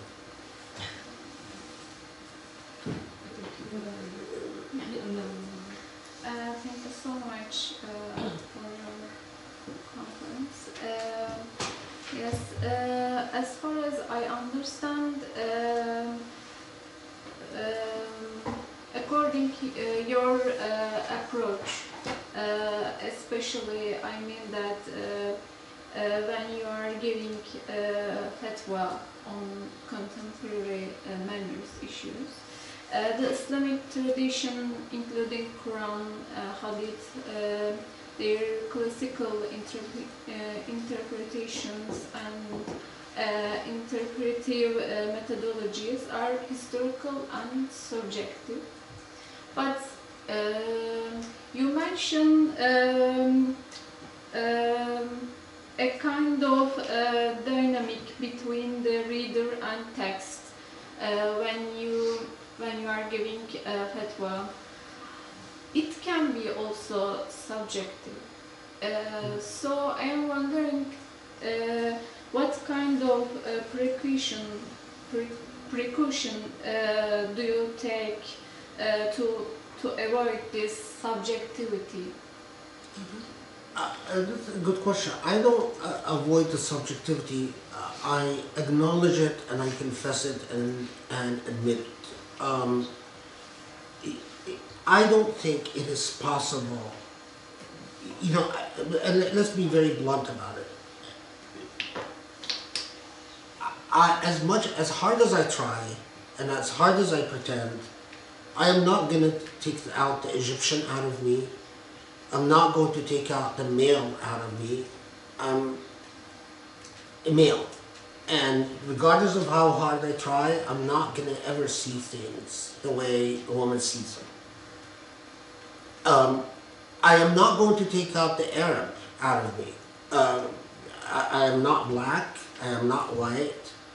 I am not Turkish. I am completely situated in my circumstance. So when I study the legal tradition, I have a presumption that I will follow precedent of the established tradition unless I have a sufficient analytical reason to break with precedent. And when I break with precedent, I fully acknowledge my subjectivities. And in doing so, I am giving the recipient of my discourse the full option in either becoming convinced and persuaded and saying, yes, I'm going to follow what you're saying, or rejecting it. What the precaution that I take is I go out of my way to be disinterested in whether people follow me or not follow me. And I call it the theology of, well, I don't call it, but I embody it as, or live it, or believe it, as a theology of really my audience as God. So whether ultimately people accept the fatwa or not, I actually don't even bother checking. I don't like to know whether, like when Grace, for instance, comes and tells me, oh, this person has either agreed with your fatwa or not agreed with your fatwa, I don't want to know. I tell her, keep it to yourself, because she follows the stuff on the net. As long as my conscience before God, in being honest about my own abilities and my own limitations, that's what I strive for, that's what I go for. But I think objectivity in law, and that is impossible, but that doesn't impeach the credibility of law. Law is thoroughly an interpretive act, and it is the best that we can do is to present an argument, and an argument based on dala'il, on indicators, evidence, and to give the recipient the option of either becoming convinced and deferring to our judgment, or refusing to defer to our judgment because they're not convinced by our presentation of evidence. I think otherwise, theologically, you bear a very serious responsibility before God. If you take the paternalistic role of presenting some of the evidence, or presenting the evidence in a way that doesn't fully acknowledge your own limitations as a human being, theologically, I think is very problematic, and I don't want to stand to bear that type of accountability before God. I do believe that God will hold me responsible not for the results but for the process. If my process is lazy or negligent or self-serving, that's where you will have to account. It's very interesting how time and again I go back to speaking as an insider to the tradition. But I guess by this point, I have to admit that when I was a graduate student, especially for instance when I take a course with Michael Koch, I wasn't comfortable talking as an insider to because it wasn't going to impress Michael Koch. I love him, he's a great, and by the way, I'm so embarrassed about it. Did you guys notice what happened last night? Yeah. I took off my eyeglasses and I'm blind. And I can't tell the difference between a man and a woman when I'm not wearing my eyeglasses. So I thought that was Michael Cook, and then afterwards I was told, no, it was a woman. There was an old woman who left. It was Michael Cook. I think she was flattered. I felt horrible. I hope I didn't offend Michael Cook, because, I guess he was there and I just couldn't see him. They were wearing the same thing. Yeah. They were. And the hair was very also. similar. Yeah. When I first saw it, I was like, oh, that's... Yeah. I mean, it was so nice of him to even come to the lecture. Yeah, I'm blind without my eyeglasses, and it taught me, don't pretend that you can identify someone without your eyeglasses. Because I can't tell the difference between my dogs and the family. You know, just shades. Oh yeah. But I don't know what is, how do you guys negotiate this? I mean, especially those of you, do any of you speak from within the tradition as insiders, as graduate students?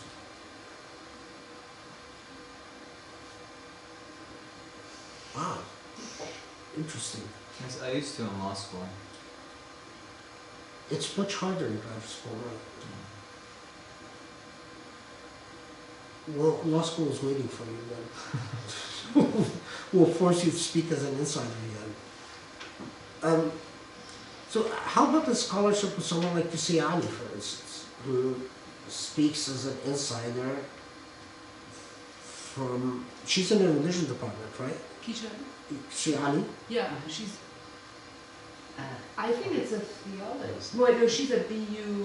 They have a. I don't think she's in theology. Yeah, she might be in the religion I department. think It's really- Because they're separate from the theology. They also have school theology in the And Asma Barnes, is Asma Barnes a woman in Indiana?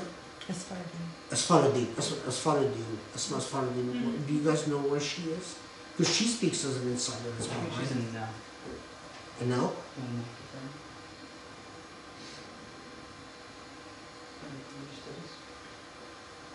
Do you, Mona Siddiqui. Mona Siddiqui, yeah, she speaks as an As an insider. insider. Yeah. Where does she teach? She's at Edinburgh. Oh, she's at Edinburgh. Yeah. In religion or no? In religion. But in England it's a bit like, I mean, Yeah. Afifi Al-Akiti speaks from the tradition. From the tradition.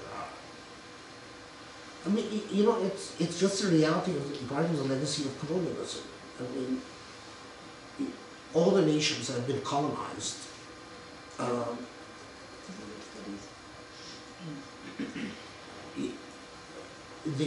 the cords of colonialism have not been severed, and we are just a product of the historical moment, and there's no need to pretend that we're not. Everything that happens in the Muslim world is, to one extent or another, a derivative from the Western world. And so it makes sense for Muslims to negotiate spaces in Western countries to try to talk to fellow Muslims. Have you ever, on this issue, have you ever been interested in founding something like Cardoso's School of Law? Yeah, oh my lord. I'm just asking because Yeah. as I think about like Jewish and Yeah. Christian ethicists and theologians, they have a hard time in religion departments, and often if they want to speak for within the tradition, they will go to schools of their own confession. No, Both, like no, Jewish you're seminaries. absolutely, and Notre Dame is a very good example. And law schools, like Cardozo Law School, actually, the Christian counterparts, they produce some very interesting work. Georgetown, and also again Notre Dame Law School, and they've gone up in the ranks.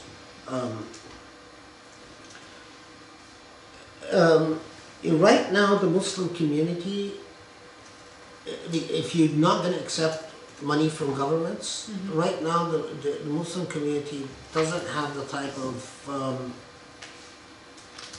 intellectual and cultural awareness to fund something like that. Raising money for anything but mosques and schools for kids is very difficult in the Muslim community. I've been doing it now for 30 years, and it's a big zero. I think Muslims are still in that phase where they are very distrustful of academia and intellectual projects, that they cannot clearly define beforehand. There remains, I think, among Muslims a siege mentality, that they feel their religion is under siege and they're always afraid of thinkers who would end up impeaching the established principles of the tradition, if you will.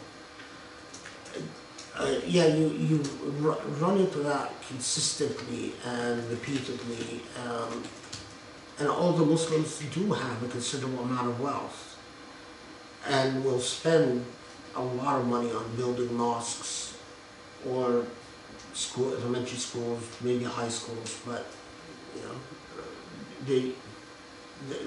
that we keep running into the same dynamic and the same trouble. And, you know, even a project like Zaytuna, it involved a lot of money from various sources outside Muslims in the West. But I understand you'd be I mean, based on everything you've said, it sounds like this is something you...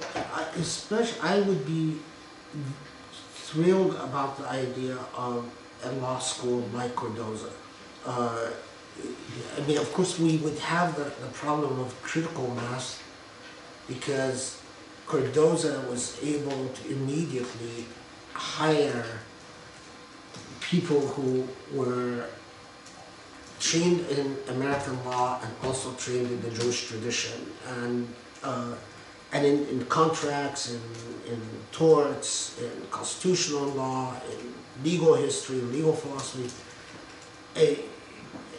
It might be premature for Muslims, because I don't know if there are a lot of Muslims, a critical mass at this stage that would fill all these positions.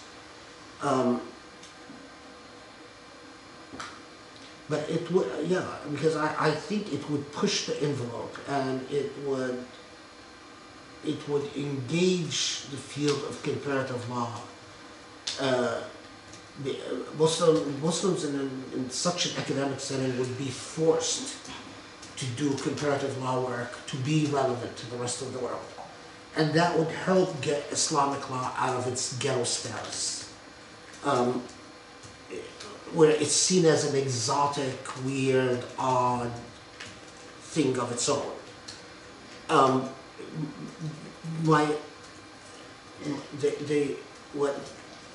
I'll tell you guys this.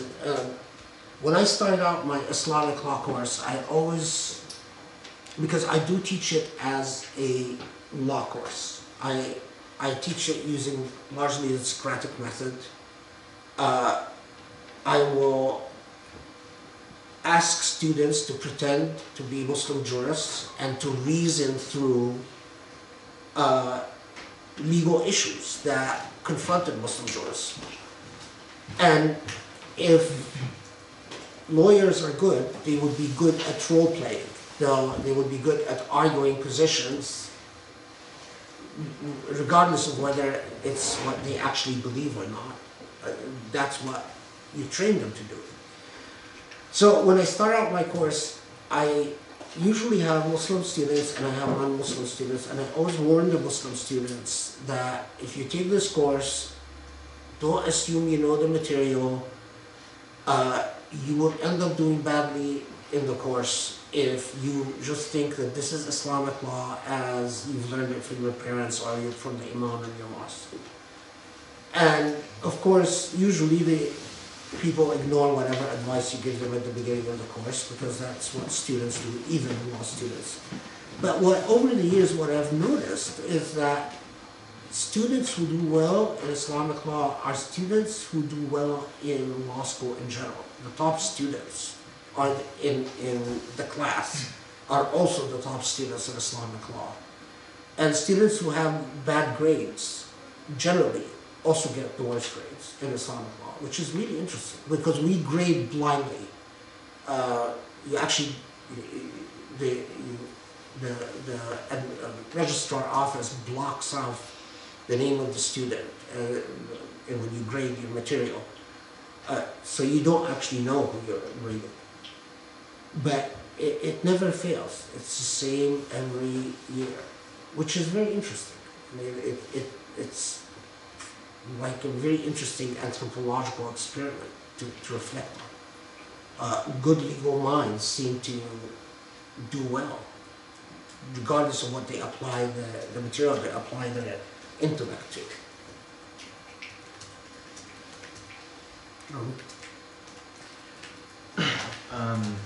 My question is about, there's a few prongs to the question, I guess, but it all revolves basically around legal positivism, because it's something that makes an appearance in your book and also in your lecture yesterday. It's kind of lingering there.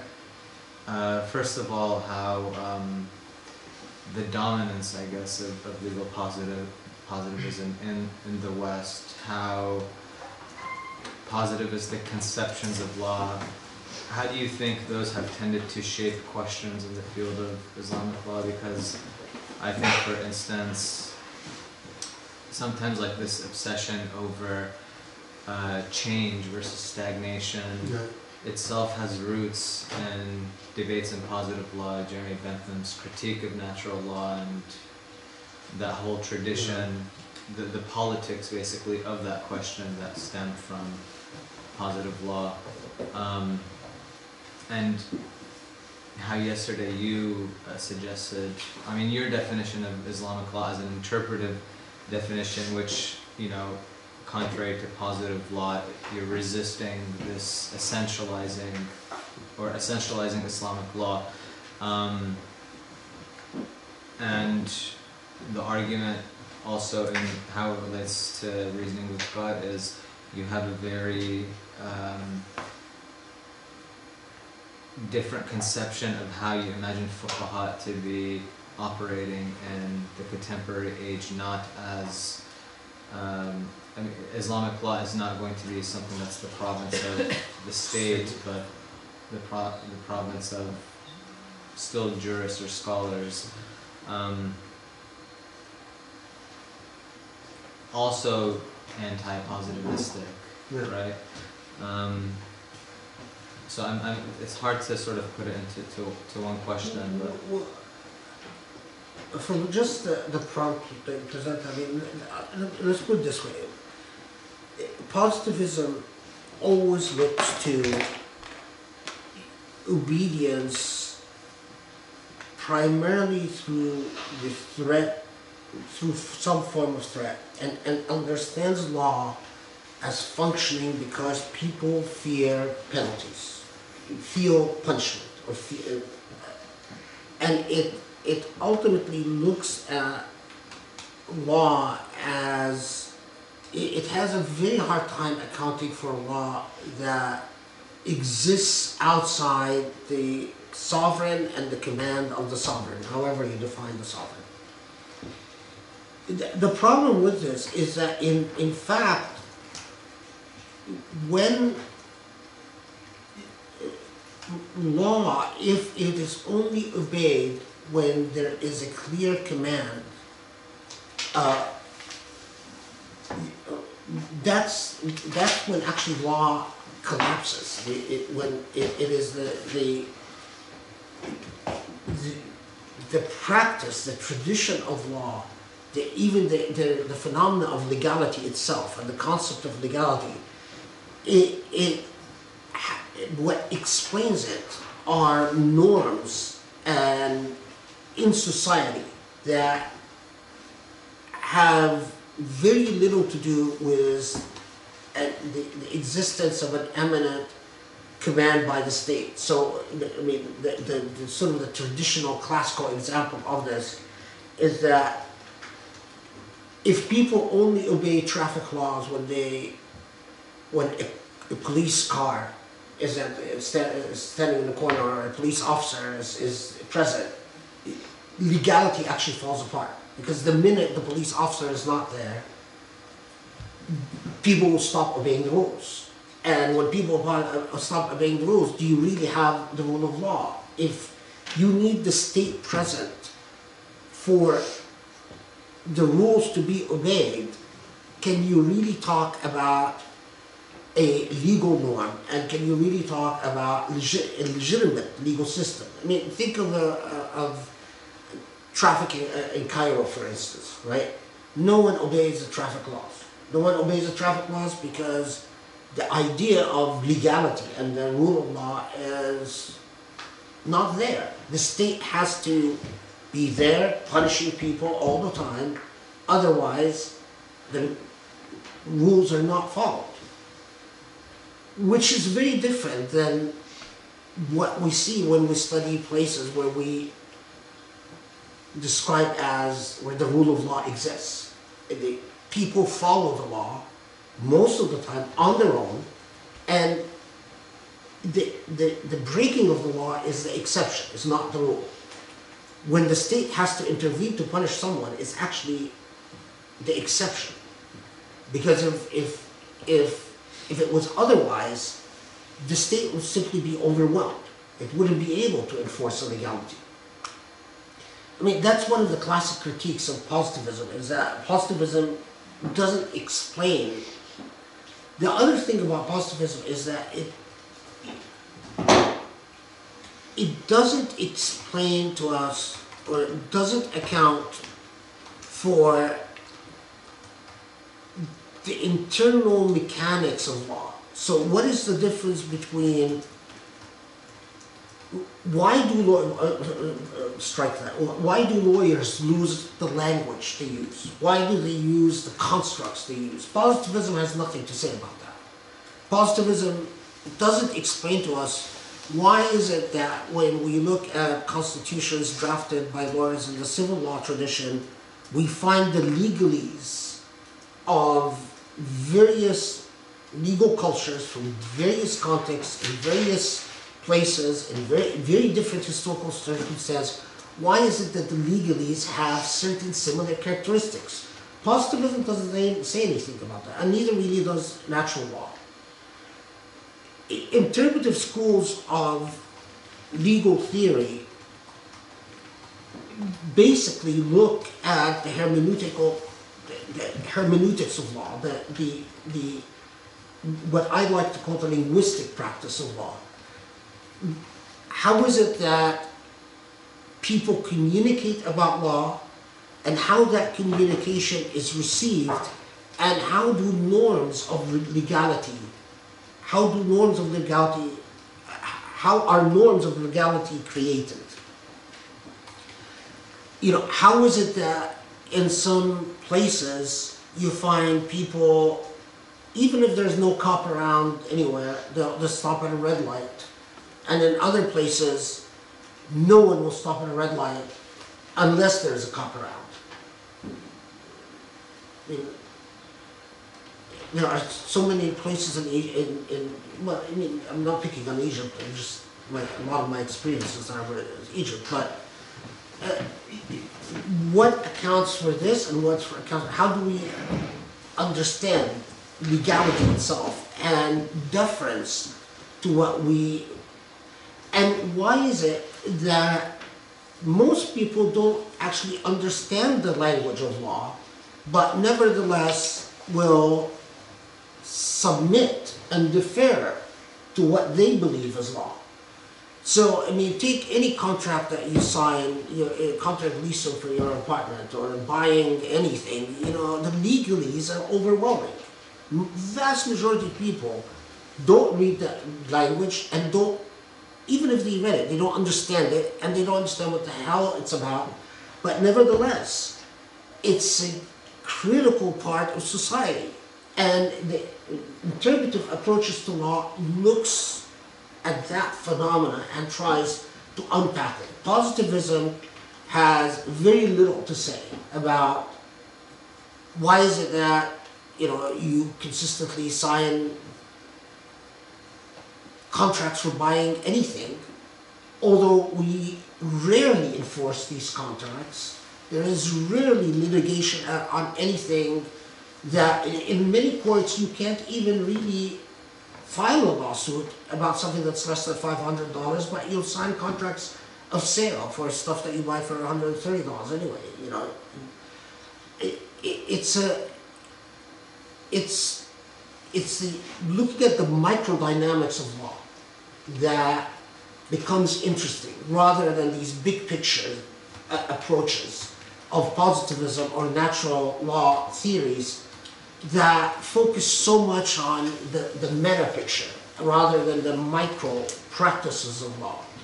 Now, of course, you know, some will say, well, don't they really complement each other? So ethics, you know, aesthetics, aspirations are the contributions of the natural law tradition. Understanding the state in particular are contributions of the positive law tradition.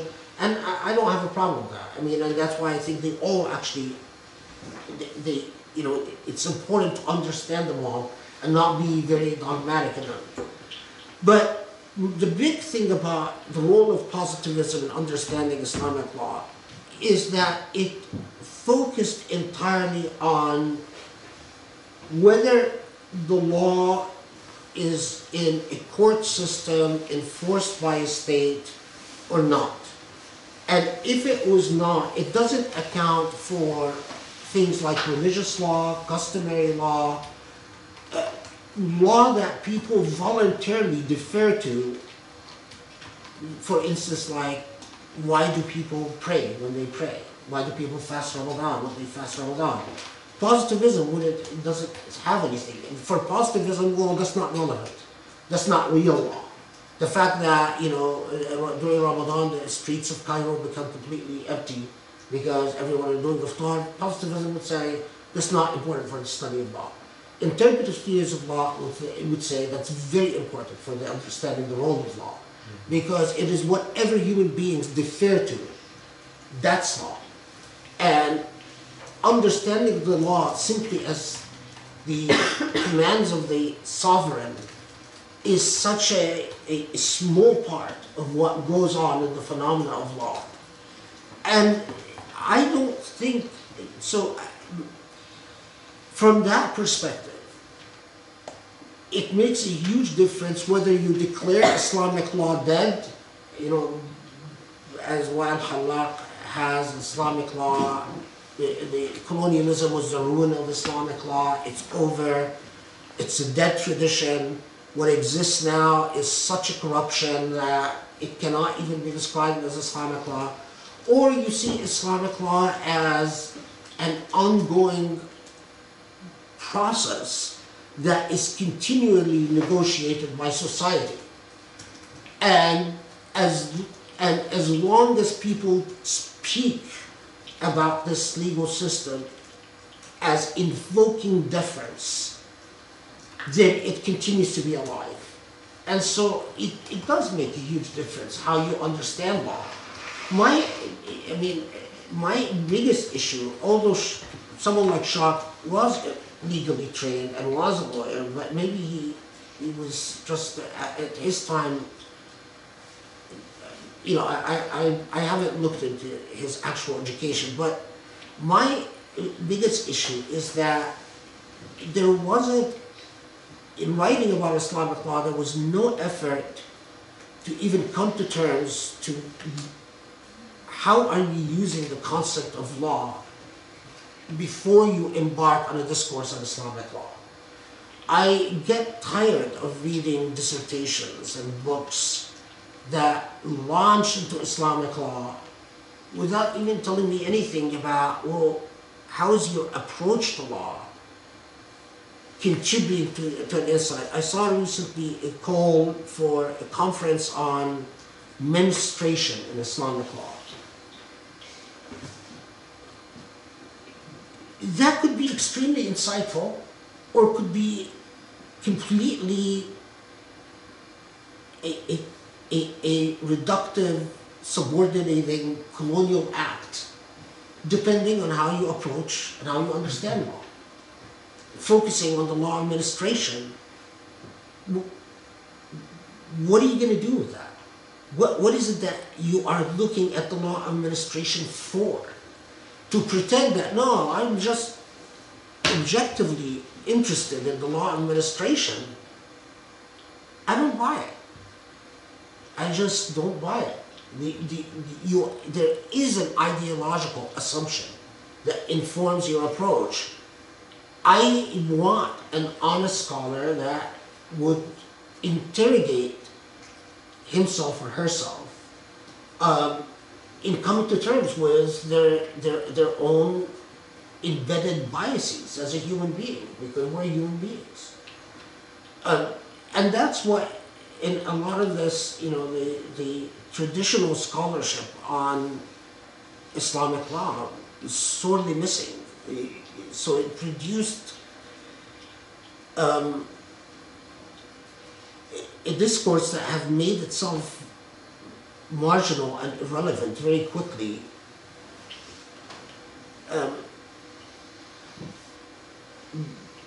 Because if you're looking at it from the perspective of the state and the role of the state, then really what the fuqaha say is of such a narrow relevance.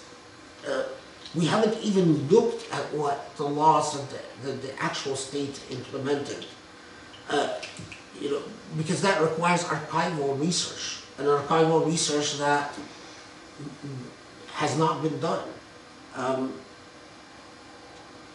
I mean, I don't know, as all the wars and so on. That's what I always think of. You know, how many archives and archival material have been destroyed in Syria or Iraq? Whatever is lost, we're not going to be able to replace it. And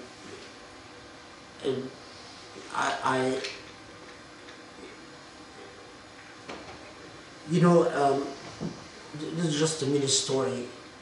Anecdotes often inform larger points, but just about the state of archival material. This is in the old days, the school of Lays al-Rasad in Egypt.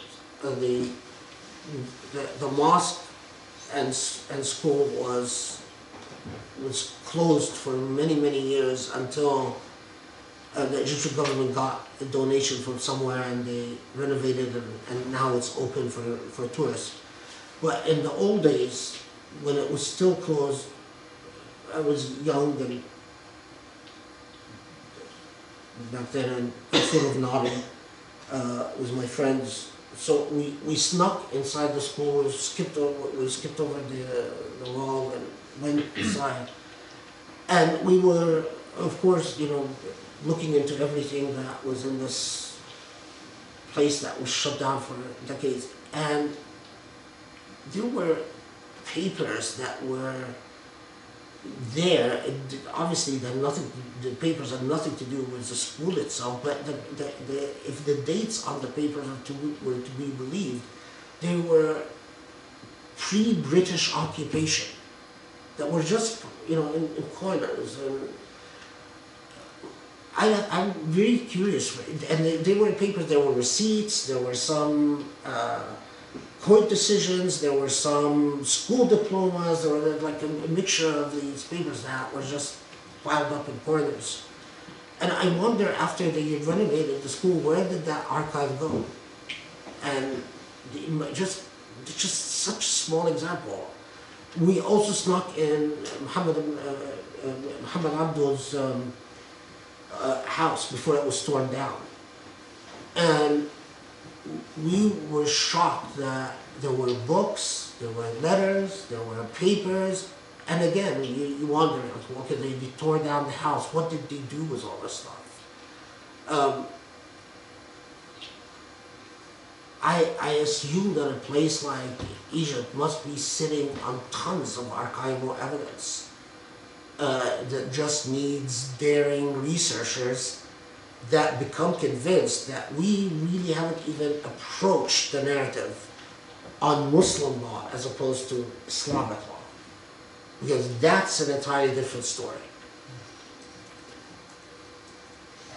I have a graduate student who is writing on Mamluk law, and there's apparently a very good archive of some Mamluk legal documents in Jerusalem. He's spending a lot of time there. and he says he found, I haven't been, he says that he found a good cache of material in Egypt that he's going to go look at. Fun fact, Shah never had legal training. I'm sorry? Shah didn't have any legal training. Oh, really? Why did I think he was, was it cool? Also, was Coulson maybe was a lawyer? Ah. I just looked up Yeah. Shah and apparently, I mean, back in the day, but yeah, he never, just Never had philology it. and Semitic. And so did his advisor, Backstrasser. Yeah, we didn't have Also to. on Yeah, the- nothing. Well, okay, I mean, so he's basically his understanding of law is just what he read. Yeah, It's not. Weimar and after him. I mean, and don't, I mean, I'm not trying, I'm not, those of you, you know, I'm not telling you you have to go to law school. That's not what I'm saying. You can read about legal theory and it will do the trick. You know, you don't need all the stuff that they teach you in law school to know enough about law to write a sophisticated, informed legal history from your perspective. But you do need methodological rigor. Because, you know, if you just pick up any book and read haphazardly law, that's, you know, that's extremely inefficient. Like everything else, you know, like training a historian, there are essential texts that you read, there are recommended texts, and then there are specialized texts depending on where your focus is going to be. And so getting that type of guidance, I think, is very useful.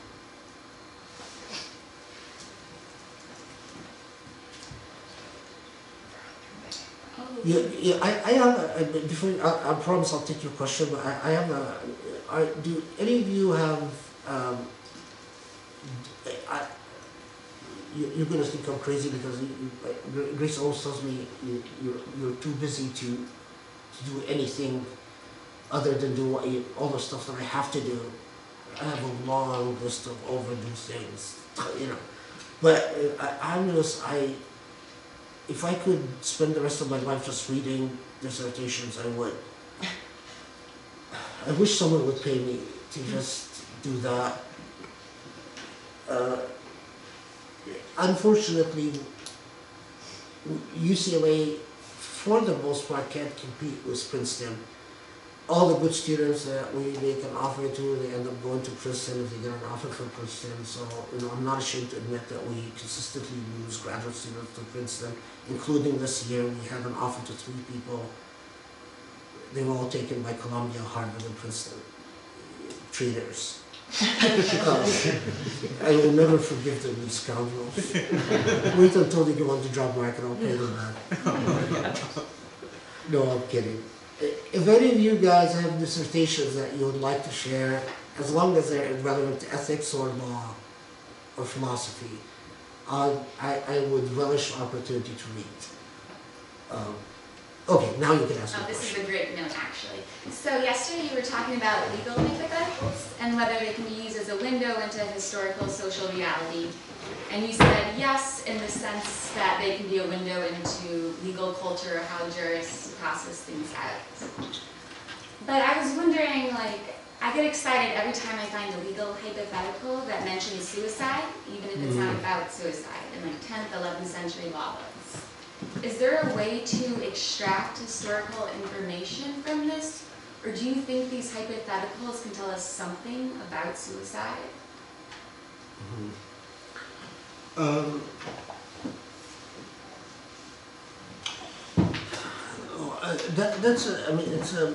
Hypotheticals play such an important pedagogical role in legal training. And a lot of times a hypothetical is intentionally constructed to stretch the legal imagination. And demonstrating your ability as a jurist is to deal with the most unlikely scenarios and be able to reason through them. But suicide, I think, is different because there are certain hypotheticals that jurists were aware that they imply normative values, although they're used for pedagogical reasons. So, when you use the hypothetical, what if someone prays on top of the Kaaba, what direction should they pray in? That hypothetical is used, and I don't think jurists worried about that. If they give the hypothetical, people will go and pray on top of the Kaaba. But suicide is different because I think there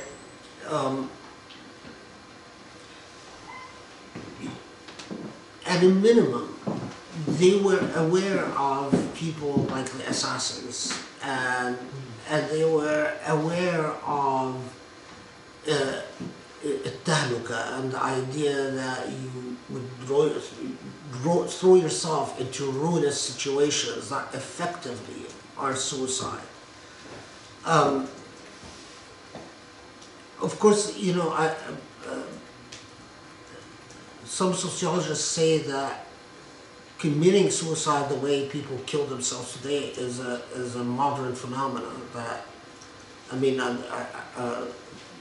That was a very interesting article that it's human beings shooting themselves or slitting their wrists or so on. Seems to be something that is far more common in the modern world. But I think Muslim Jews were aware of people who, when you read something like Tawq al-Hamam and he tells you all these stories about mothers who died for their love, and Ibn Hazm then theorizes about whether when they stopped eating until they starved to death because their love turned them down, or when they threatened that unless the marriage goes through they're going to starve themselves to death, whether they go to hellfire or not. I think it shows that suicide was something that played a social function. So I've never focused on that issue, and it makes me very curious about your dissertation. How far are you? I'm working on the first chapter now, so just the beginning. Have you found a lot of material? So I started with collecting examples of suicide from the historical and literary sources. So I have like almost 200 examples. And then, so I have a lot of material. But I'm interested in like how to weave this in with like examples from law. Or like examples of like, if you build a well in your backyard and your neighbor kills himself with it, are you responsible for paying the money? Those types of hypotheticals.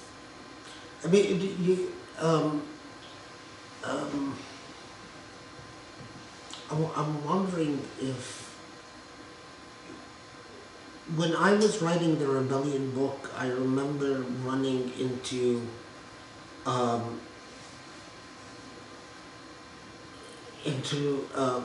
material about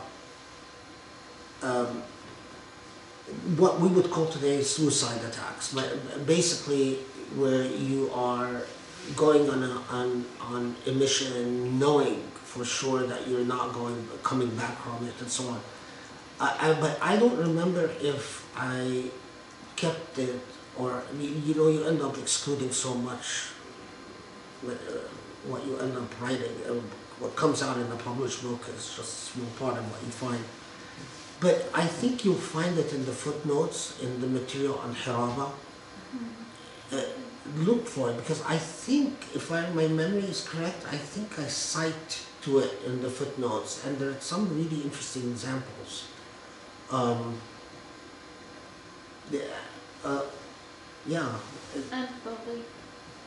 Yeah, I mean, but the fact, the discussion that, was of course an ahkam al-hiraba and baghi, um, but I mean, I'm remembering that I found some really, what struck me as fascinating example was when so check the discussion about the later periods, because it wasn't in the earlier periods, it was sort of like elaborations.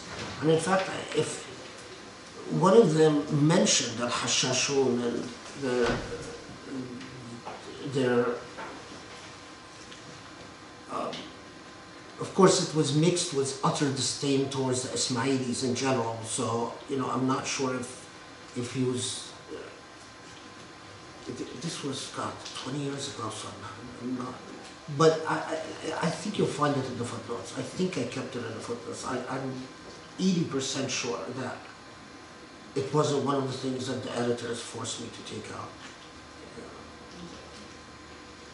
Yeah, that's really interesting. Who got you on that topic of suicide? Well, I work with Professor Zaman, and then Michael Cook is on my committee, and Ian Kurkowski. But I came in with it. I've just always liked it since, Mukana's rebellion, where it's like a collective suicide, they all drink poison together. It started with that.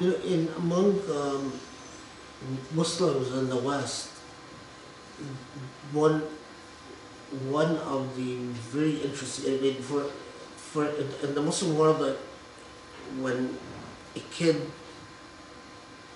someone would commit suicide,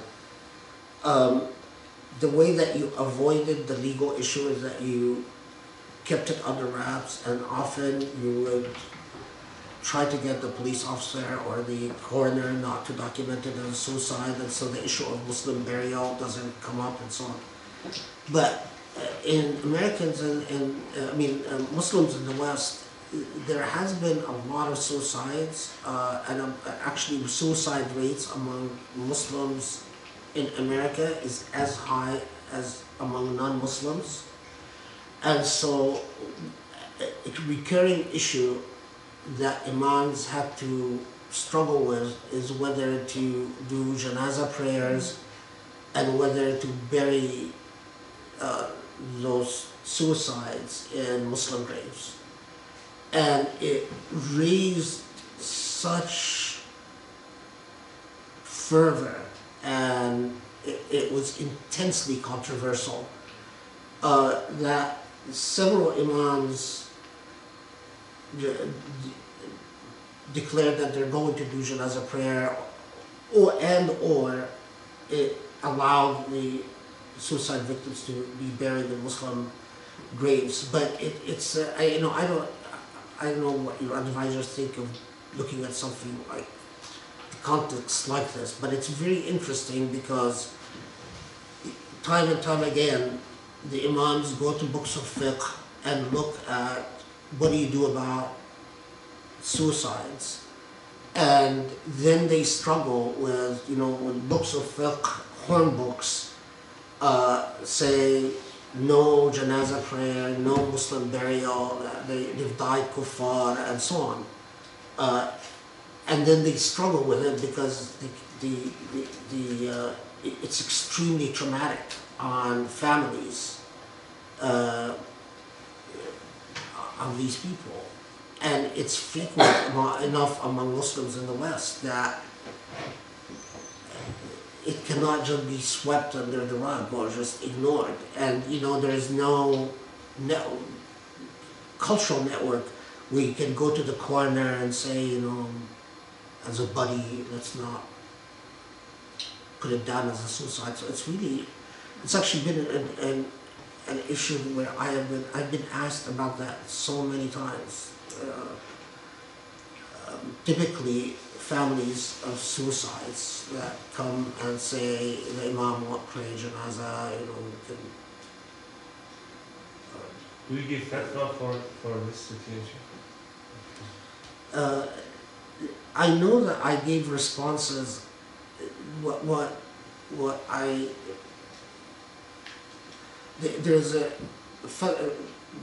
are fatwas that I consider to have precedent value, and these I publish and put on the website. And there are fatwas that are responsive to such special circumstance that I do not consider to have precedent value. Have I published anything on this? No. I haven't, but I am sure in due time I will, because it's one of the things that I really would love for a sociologist to look at is why suicide rates among Muslims in the United States is so high. I just came from the funeral service and I led the prayer, Janaza prayer. Oh, today. really? So the family and the community, Muslim community, was very sad and we just requested to lead the prayer. It's impossible to say no, I can't, I cannot. Yeah, but a lot of imams, I mean, they actually, and it produces so much trauma. Yeah, Because when they will refuse to, and also our knowledge of suicide is, our understanding of suicide is different.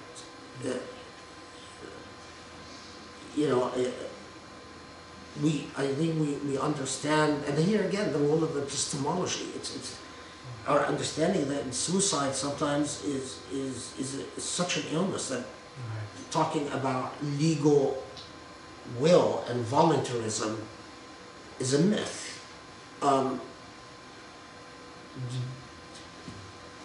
The construction of choice in law, has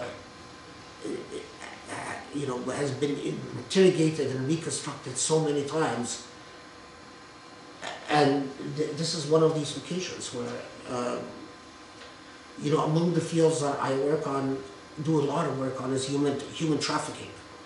And in human trafficking, the Palermo Accords, the international treaty that regulates human trafficking, doesn't have consent as a legal element, unlike American law. So in other words, even if you consent to be trafficked as a human being, it's still unlawful under international law. And the existence of consent, if you traffic a human being, is not a defense. So, to say, well, she agreed to be traded as a sex slave, that's not a defense as long as you prove the element of exploitation. Now,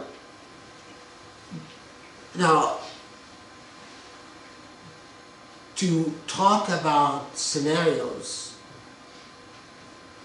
where that requires reinterrogating. That's an example where you rethink the whole idea of consent in law and the role of voluntary choices. To pretend that our knowledge of that in legal thinking hasn't changed from centuries ago till today is absurd, of course. But that's what makes Islamic law a ghetto field, is that you don't have serious Islamic law discussions about the idea of consent in the Islamic legal tradition. And that's what it's prescriptive because you're challenging established precedent and you're arguing for a position that is different than the inherited wisdom, but at the same time, that is critical if you're going to continue making a legal system relevant. Otherwise, that legal system just becomes sort of a boutique, something to admire as a historical curiosity, but that is of no real significance to living, breathing human beings. And that's actually a good example. Okay, that's the last question. We should never give up hope. Never give The up food hope. is here. So I think we should, maybe if you have one more question, maybe then we should get ready for. Doctor, the relationship between philosophy and law, you touched upon yesterday, and law is not a philosophy. and more the perennial philosophy, which is famous. Yeah. So I'm wondering your opinion about Saint Nasr and Martin Luther's. Yeah, I mean, obviously they're not jurists, but they're very good theologians. I mean, Saint Nasr in particular, I don't know much about Martin Luther other than his translation of of Ibn Ishaq, or paraphrasing of Ibn Ishaq.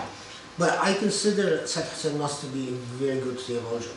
I admire a lot of his work.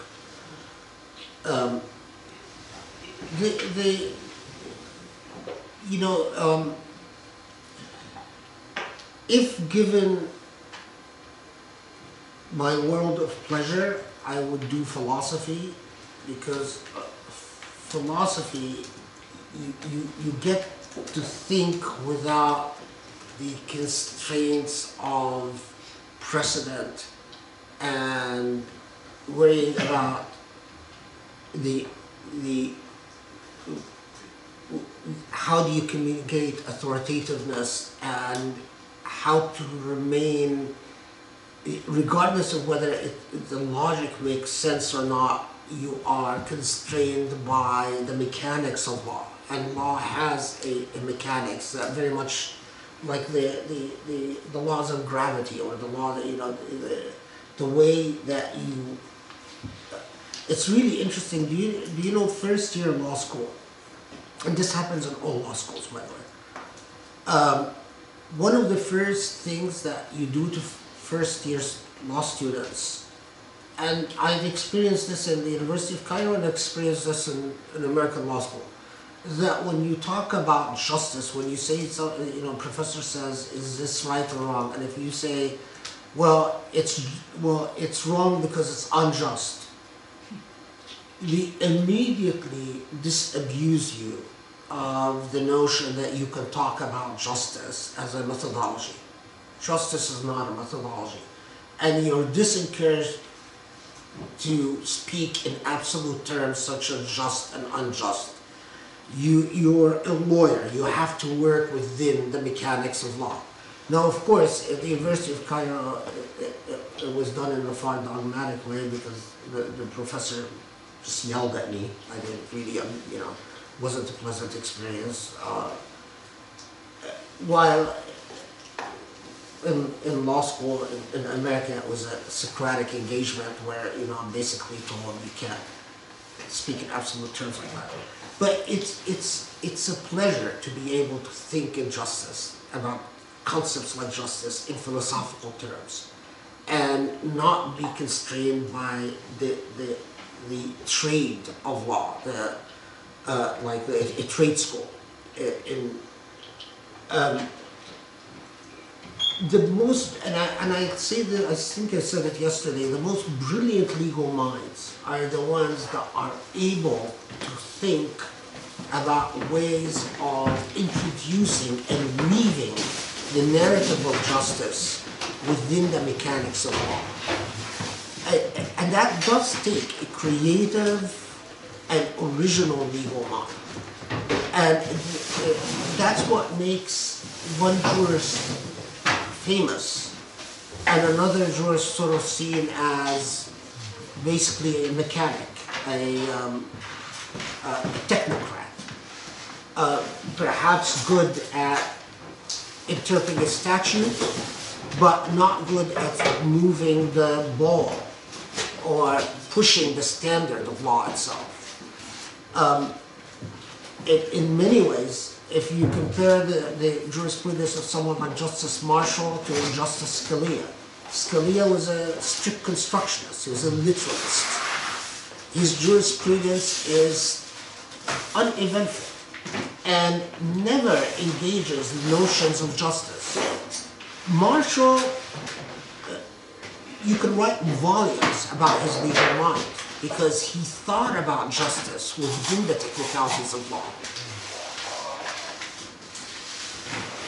Maybe on this note of justice, we should conclude the seminar and balance ourselves with some conclusion. So thank you very much. Thank you, guys.